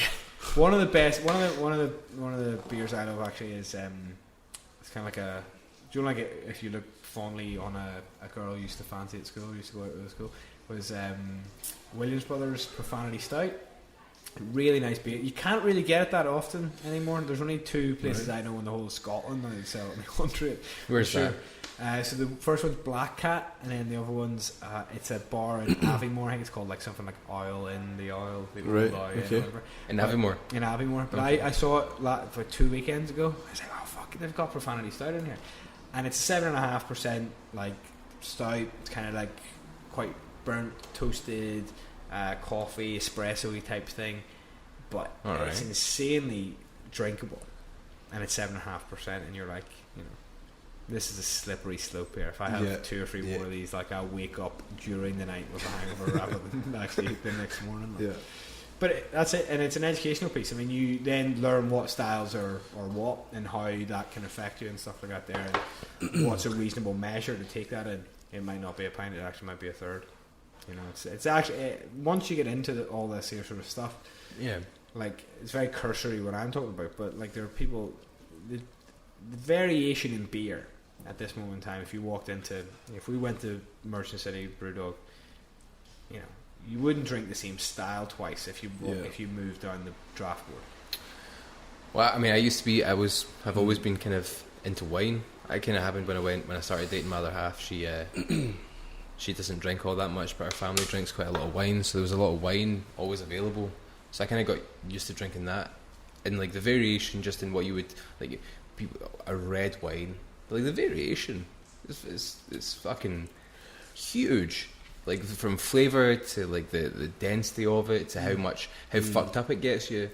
Like it's massive. I think when you speak to someone that's like really loves craft beer or really understands it, and they can explain it to you and pick out the notes for you, and then you can taste it and you're like, holy shit, there's a lot here that I don't understand, so now I need to try different things. And like you say, you work out that you like IPAs or that you have a certain style of craft beer that you enjoy. It's one of these things where it's like the curve to learn is so large. Yeah, it's amazing. There's something I wanted to ask you about. Is when we went down to buy these delicious little beers, we we went to Brewdog, obviously, and when we were looking, there's a huge selection of craft beers. So how do you ever find that? I want to ask you a question that's tough to answer, but like, it's too tough to answer, but that constant competition, because I feel like the market's constantly growing. Yeah, like there's constantly a new craft beer that I see advertised or coming out. How do you feel about that? Like, honestly, like on a personal level, because obviously you're competing against all these new beers that are constantly coming out. Do you like go and try them and see what they're like, or like what? Can I just piggyback in the back of that question? Because you mentioned earlier that you didn't feel like you were craft beer enough, or sometimes that was a concern that you had. But like Matt's saying here, like there's so many, and as you said, beers just get better; they don't stay the same. So, do you ever feel with your product that you're going to have to diversify it a little bit to stay relevant, or? Yeah, I mean, you want to be able to, just to answer that one first, you want to be able to reach the most amount of people possible with your message. And lager doesn't appeal to everyone. It appeals to a lot of people, but it doesn't appeal to everybody. And it might not actually, I'm a big fan of, or a big believer in synesthesia. Do you know the idea where if you're in a sort of darkened room and you hear music, you can see the colours that correspond to that sort of thing, and you can maybe even perceive tastes in a different sense. And who knows, the personality type of somebody who drinks IPA might be someone who's a socialist lefty who wants to change you don't know. Like, I personally don't know that. Rides a bike to work with a little dog in the back. Exactly. So like, I want to be able to say, if you want any beer, you can drink a Brewgooder and it will be a great beer, and it'll be doing something that's beyond just you having your good time and enjoying a really well brewed beer. Can I keep up with the pace of change of craft beer? I think most people would be lying if they said they could. Yeah. Because you genuinely have, from an aesthetic point of view, before you even get into the beer in the inside, beautiful can designs, amazing branding, and then you get into the good stuff and you have juicy, like New England IPAs. The reason I've mentioned that twice now, but the reason I've done that is because Brewdog and Cloudwater have made their second sort of collaboration. They have this hazy Jane thing coming out. That's the kind of, like, not the trendy beer, but that's the beer that people are experimenting and pushing the boundaries. What is that? With. So it's a New England IPA. It's like it's a hard thing to explain, I guess, but it's like a stronger than an IPA. It's almost like a double IPA. This might be, someone will probably pull me up on this, but it's very cloudy. It's almost like orange juicy looking, extremely fruity, like tropical fruity. Quite a little bit more viscous. What's an IPA? Like, an IPA, sorry, is an India Pale Ale. Okay. So it's like a style, which is like a punk IPA would be a very the easy to go to representative. But this is like a sort of heightened version of that. Okay. But they're becoming quite. Are they stronger in taste, or are they stronger in both? Absolutely both. And alcohol as well. So, yeah, I mean, you're probably going 7.5 to 8.5% on that. Oh yeah, really? Yeah. But like, and that's been introduced here. That belies, but that belies, like, when you drink it, you're like, that's just delicious. Like, it's such an assault on the senses in a great way, where you have layers of different tastes and mouthfeels and the aromas that you get off it. It genuinely interests me, like this movement of beer, because for me it's not something that I'm hugely into, but it does interest me, the concept of it, because when you look at your traditionalist, like, cultural capitals of the world, so like you've got Italy and France. So Italy and France, like, they're hugely into their wine, and they're like, when you would ask a French or an Italian, and they like whiskey, they're very into their high brow whiskey, not the shit that I would drink on basis of ability to afford of whiskey, but they would drink, like, cultivated their wine and their food, but in Italy, Tenant Special is a good beer. It's like an import. Yeah, but whereas we over here, like all of a sudden, this thing of where traditionally we've had a fairly shit history of beer making, and then importation of better, like as you were saying earlier on, Italian beers, which people got really into. That sort of like, but the import of different types of beers, your international beers, and then all of a sudden this huge boom of homegrown. Yeah, and that's the difference, because people perceived, if it came from outside of Scotland or outside of England, it must be better than what can be produced in England or Scotland. Yeah. Which is not true, yeah. Whereas what is produced here, what is produced, by, if you head out to Cumbernauld, by out of town, is infinitely better than any of the stuff that you could probably import from anywhere else around the world. Say of America, maybe. I wonder what people that produce beer think about beer being trashed by trash lager here as well. I mean, I think that they accept that that's what the conditions where they enter. I mean, that's probably why they entered the market, if you want to use a technical term. But that's why they get up and brew their beer, because they were like, I make better beer than that. Why can't people buy what I want to sell? The difference is that a lot of these big brewers own a lot of the distribution channels, effectively, that beer gets pumped into. So the pubs just turn into vehicles to push out loads of shit. And I'll not name names, but there are massive companies that do that. And I think we all know which ones you're talking about. And that's it. Like, but I mean, it's of course. It's crazy. Whereas now, independent free trade is becoming much more of a bigger thing, where Republicans can actually say, well, you know what? This is my pub. I want to sell a beer that I like or I believe in, whether it be, a Cloudwater or whether it be. And that's important. Because I think as well, it's not just in the beer market, but in terms of the restaurant market as well. It's like locally grown. But look at coffee.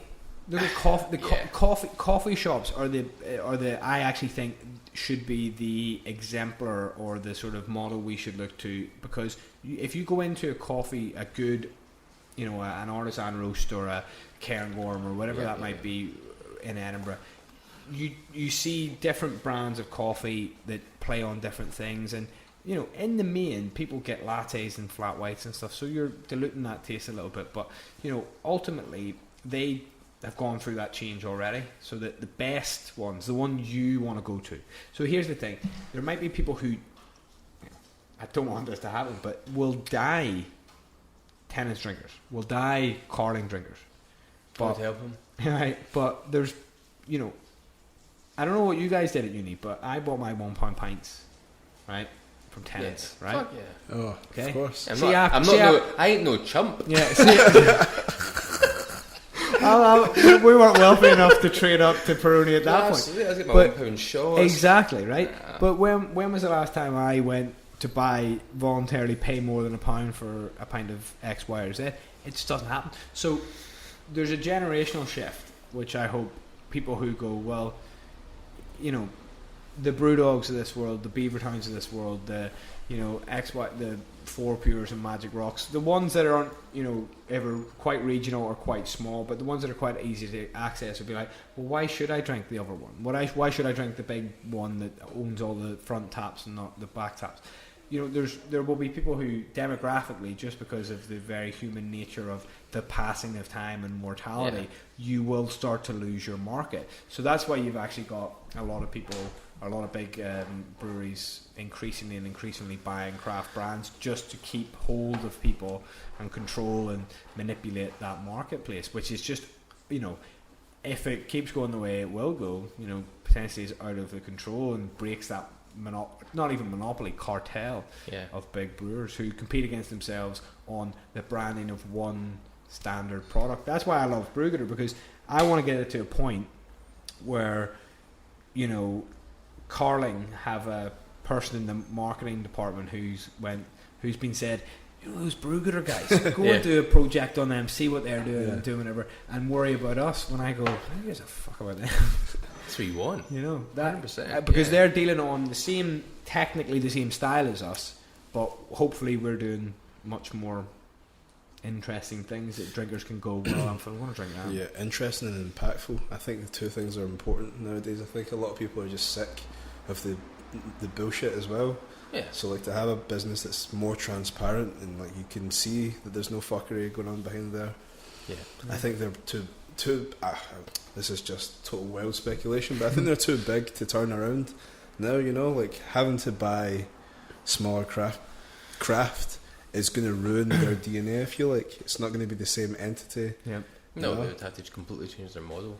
I grew up as after my dad introduced me to beer, I grew up as a McEwen's export drinker, and that is as difficult to find as some good craft beers nowadays. They just didn't change; they just stayed what they were, and there was a certain type of man or woman that drank McEwen's export, and then they just disappeared. They stopped drinking it for whatever reason, either cost or frequency or availability. They just stopped drinking. Competition, yeah. So, I mean, but I guess the difference now is that consumers will buy a why more than they buy a what, and this is not me. This is not original stuff. Yeah. This is Simon Sinek says this. You know, if you're a Simon Sinek fan, yeah, absolutely, fucking excellent. He's incredible. Have you seen his new stuff? No, I have only read some of the books, but the Start With Why is like I read it much after starting Brewgooder, but I was like, well, here's some good vouchers for. You were like that, nailed it. Yeah, full on, exactly. I was kind of like, guys know what you're talking about, yeah. But sure. like, you know, if McEwen's, for example, and I'm not saying because you know McEwen's are still a huge brewer. If McEwen's, for example, were to say, well, we don't just make McEwen's export. We actually want to make beer for the average Scottish person. That's why we brew beer, to get the average Scottish person to enjoy beer and to, you know, socialise within their communities. That's different from how the fuck do we sell more McEwen's export? Yeah. Because sometimes it's like it's tastes. It's just like trends and the way markets move. If you can adapt to that, you don't have to sacrifice your identity. If your identity is we want to bring people together via beer, or we want to give somebody at the end of a hard working week time to themselves and to enjoy it through our beer, that's a why that makes you go, okay, well, export's not working at this moment in time. Is beer pairable? Is beer pairable? Yeah. With food? Yeah, that's like, fucking really, yeah. Yeah, is that? Eat our beer with salmon. So we've got a hop called Sriracha Ace in it, and you might like. Some people say coconut or like popcorn, almost. But it has like a dill and Parma violet aftertaste, I think, after the malts go away. Okay. And it's got a very dill on the nose, or almost like dill or lemongrass. So it's quite floral. If you have that with smoked salmon, that's where it's at. And because it's quite light, it's quite Moorish as well. It cuts through spice a lot. So if you have like chicken wings, for example, spicy chicken wings from Doghouse, they're delicious. Yeah, exactly. Any spiced meats from Doghouse, sponsored by. Do you ever see? Like, I used to, just as a aside from sponsorship stuff. You ever listen to Malcolm Gladwell? Haven't, no. Right, so Malcolm Gladwell's this guy who does revisionist history. He's class, very very good take on just like everyday historical facts, but like taking them in a different direction, exploring what the stories behind them were. Right. And I listened to him for the first series, and he was bang on. And then the second series was like, but first, here's a message from Blue Apron. Did you know that? And I was just like, completely undercut any of the shit he was trying to say. So this whole like sponsorship, if Squarespace ever approach you, don't do it. Yeah. You lose all those. That's a real fucking problem. Like Nana was the one that said to me like, let's do a podcast. Like this was his bag. I wasn't totally convinced. And to tell like a horrible, sad little story. Like we used to have a shitty little office that was like, it was given to us for free, and we decided we were going to record a podcast before we started to do this properly. So we went to the back of this room next to a printer. Oh man, and, is that how long ago? That was 2 years ago, yeah. And right. We set up our MacBook, and we had a list of questions that we were going to talk to each other about. And it just turned into this really sad conversation, like this really depressing conversation where it was just like, oh God. And I think it was you that halfway through it stopped and said, I can't do this anymore. We need to stop doing this. And I was like, okay, yeah, you're probably right. And then we listened to it back. I've still got it. It's pretty. Oh, it's we pretty should put it fucked up for the archives. It's we should pretty put that fucked up. man. Throwback Thursday. No, Yeah. it's really depressing. It's really depressing. But there was a point to this. Yes. So I hadn't listened to very many podcasts at all, and I listened to. Then I was like, okay, so Joe Rogan, Hardcore History, Serial probably. Serial, yeah, of course.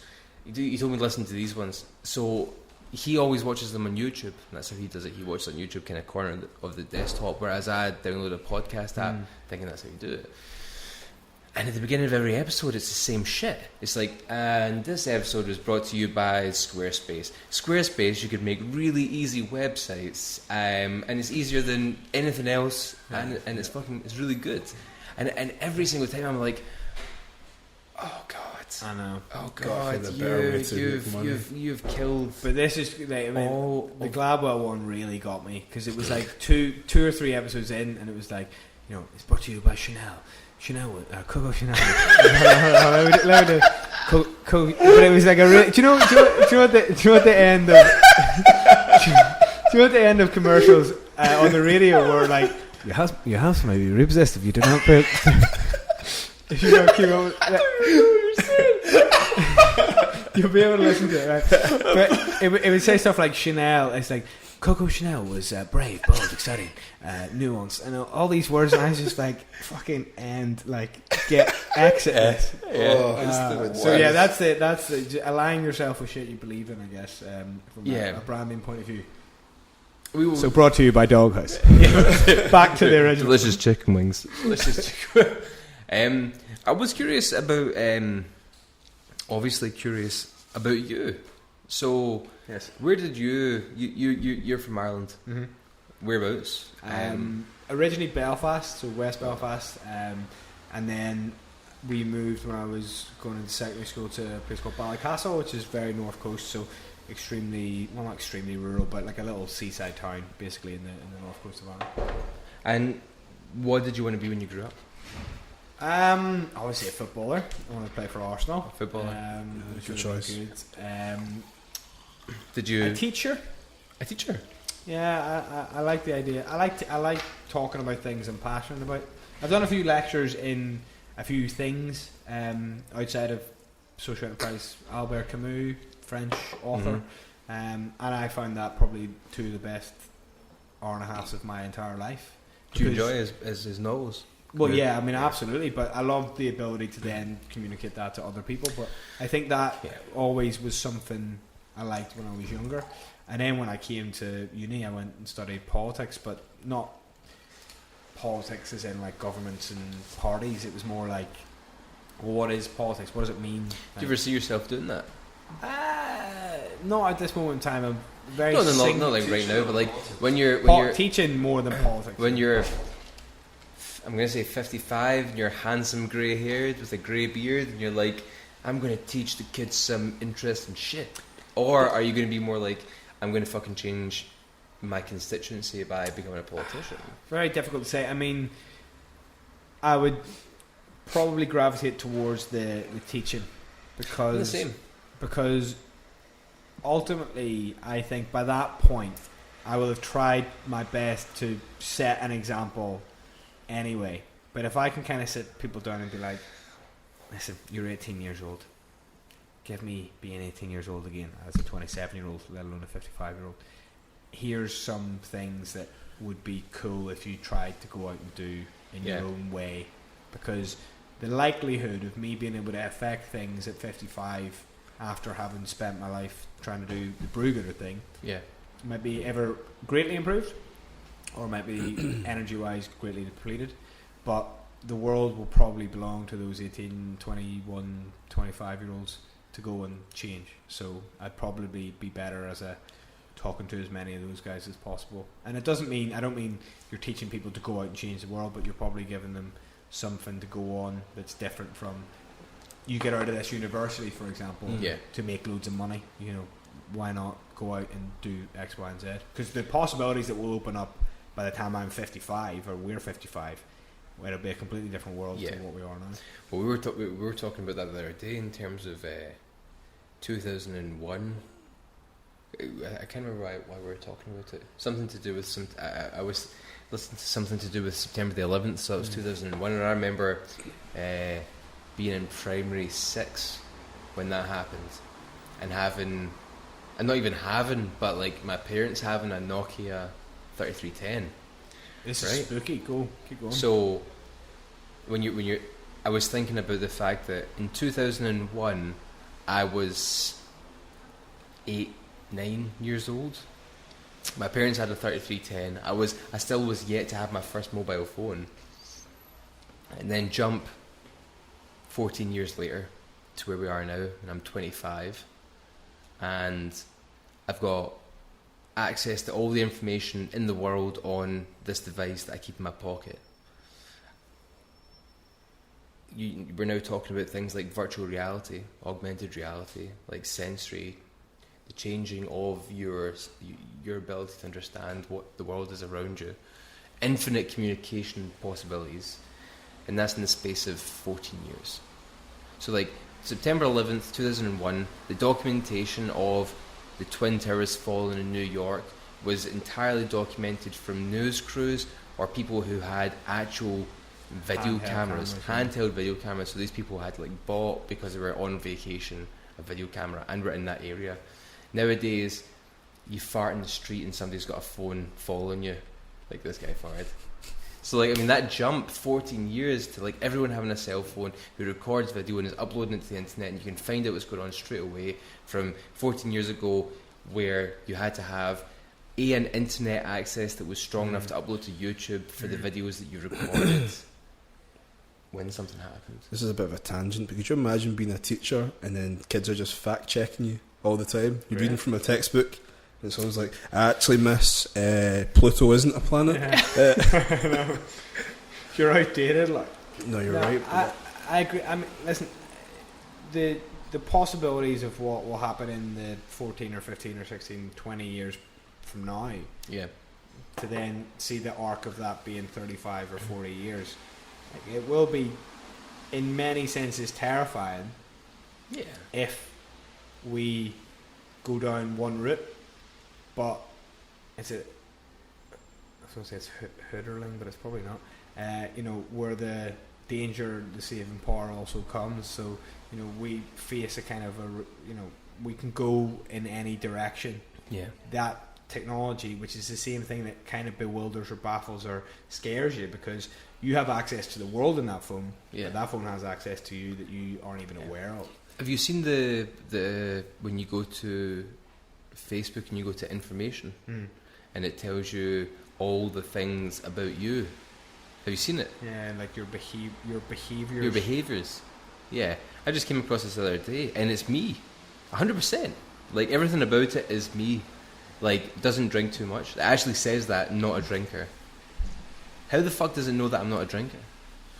Like, it's posting not selfies with vodka bottles, I guess. Was it the amount of times that I'd maybe like in a location of a bar? Like, how does it? Yeah, it's weird that. Yeah. Like, how does it know? Like, it's like not a drinker, left leaning, and it said that I've got some right wing opinions, like some right opinions, which I do. So it's dirty immigrants, but like, right? yeah, no, I know. Taking half. Come over here from Ireland. Try make the world a better place. Yeah. That is really creepy. I think it's really interesting how much, I don't even know if it's trust. I think we've all just kind of forgotten. I think it's I would say it's forgetfulness, definitely. Yeah. Like, we've all just forgotten that Facebook's following you everywhere, that Google's just following you everywhere, that Apple is just following you everywhere.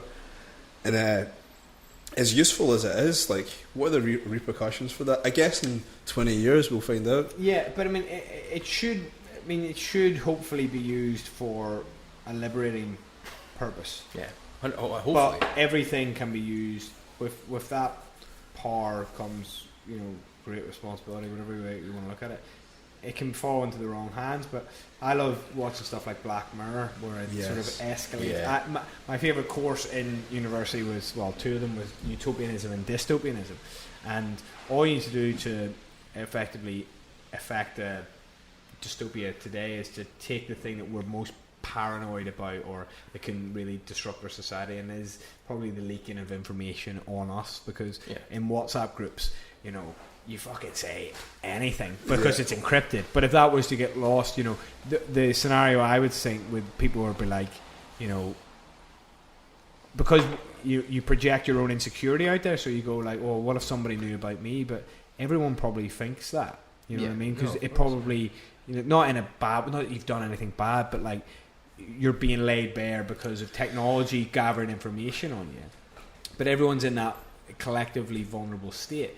But if we use that power correctly, or if people who use the same infrastructure correctly, so I would probably target people on have given to charity in the past 6 months, or they probably might be more susceptible to buying our beer.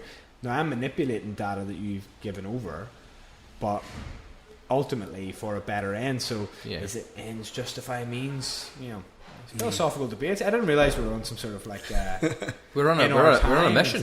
We're on a journey. That's what we're doing. But like that was I was thinking about this the other night because if you have Netflix. Yep. All right. So when you go on Netflix now and it says to you, like you click on a show and it says this is 97% matching. But your shit. This is where I think, you know what, that's bollocks, those algorithms, because there's shows that I'm like 100% and then there's ones that I'm like, and then they're showing up at 50. I'm like, are you kidding me? I fucking love House of Cards. I've been watching it. I've watched it 3 series in a row. It's funny how the Netflix original shows are always like 100%. 100% mate, you're going to love this shit. Honestly, it's like Netflix being your dealer. It's like, you're going to love this, mate. Fucking come on. Just a wee bit. First one's free. just one episode, buddy. Come on. Watch the trailer. But that for me, there's 2 things, like I fight against this constantly when it comes to Netflix. Is I sound like an addict, but like, one, Netflix is helping me find shit that I'm going to be interested in watching, so I don't need to filter through all the things that I might have to otherwise hate. They're just going to tell me, like, you're going to like this, you're going to like this. But on the other hand, when I was 14, nobody told me that I had an absolute love for Asian cinema, for like for all the kind of like for anime. No one told me that I was going to I was going to like that. But it wasn't until somebody gave me Old Boy. Was it Old Boy? Was it Old Boy? That makes sense. It was either Old Boy or it was Aishi the Killer, which was like another thing entirely. But somebody gave me a Tartan Asia DVD, and I remember watching it and thinking, what the fuck is this? This is insane. And then just really hammer into watching those sorts of movies, and I loved it. But Netflix wouldn't tell me that I would be interested in those movies. Yeah, because it but that's the thing, it only can judge on past behaviour. Yeah. Whereas new and novel you can interact with every day, and it can send you on until the point where you've done your behaviour enough for then it to go, oh, actually this guy likes this. But is that what life is? Entirely based on past behaviours? No. Sometimes it's random. Yeah, but no, that's, oh Christ. Well then, your openness to the world. Yeah. In a high degree. Do not put any of this stuff up, because this is drivel. This is me trying to be a philosopher now. But I'm Heideggerian enough to believe that you're literally in a world that isn't really, you know, your own choosing to be here, and you're sort of going through it. But at any moment in time, you're open to absolute experience of something which is novel, and your relation to it. So the difficulty is that if people start to control the media, literally the medium of how you receive, if the only way for you to access movies is through Netflix, then you will constantly be held in a holding pattern. Yeah. Right? If net neutrality, like telling you like you can access this streaming service and that's going to be cost effective, so you do that. Or there's just media turns over again and Netflix becomes AOL. You know what I mean? Like, who cares about it? When was the last time anyone mentioned AOL? Whenever they were responsible for bringing America online, you know. There's like some crazy statistic around the number of AOL email addresses attached to the Ashley Madison Well, accounts. that's it. And then it was Like I hacked. think the AOL was like some ridiculous number, like 60% of email addresses used. But that's for probably because a load of those people came Yeah. online at that point and then came into loveless marriages and were like, fuck it, I'm going to have... Yeah, we could have an affair. Exactly. So we'll probably be Gmail. That's true. Gmail will be hacked. Yeah, Would have been Yahoo maybe about 5 or 10 years previous, or Hotmail, that was it. Do you remember Hotmail Yeah. Messenger? Yeah, MSN. MSN Messenger. That was What my- was that that was- noise? that's my teenage Doom, doom, years. doom. What was the noise that it made? Oh, I don't know. No, that was. That was MSN. That's it. Is it MSN's on? That sounds like Skype to me. This is honest. great. No, that is Skype. That is. This is great radio, really. What Really is the one that's? How long do you guys do? Like, how long? When do you cut off?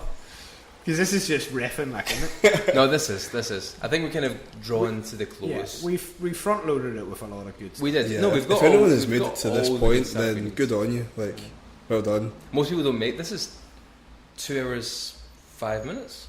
You've done incredibly well. Thank you very much. Most people have left. But that's the thing. I mean, if it got to the point where they can't, like, I mean, if I was staying here, I probably would have went, fuck it, wings and doghouse, like, you Yeah. know what I mean?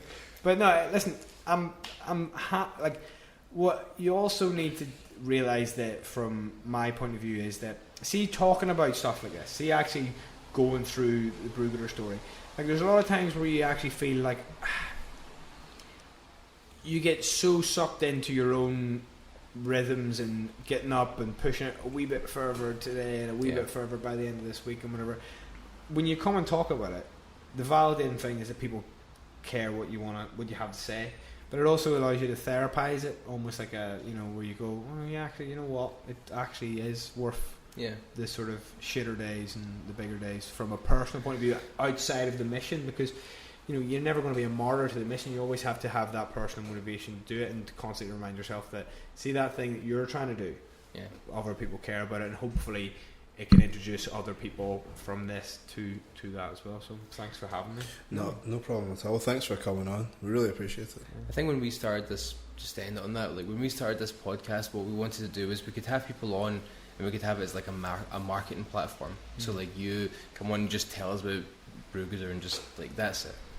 But we didn't want that to be the case. We wanted people to get a better insight into you as a person and also look at you as a person, because if you think about it, one day you could be the next idolized business mind like Steve Jobs, and this would be an insight into you as a young man who's starting out the business, and it's like talking about barbecue wings from Brewhouse, not Brewhouse, Doghouse.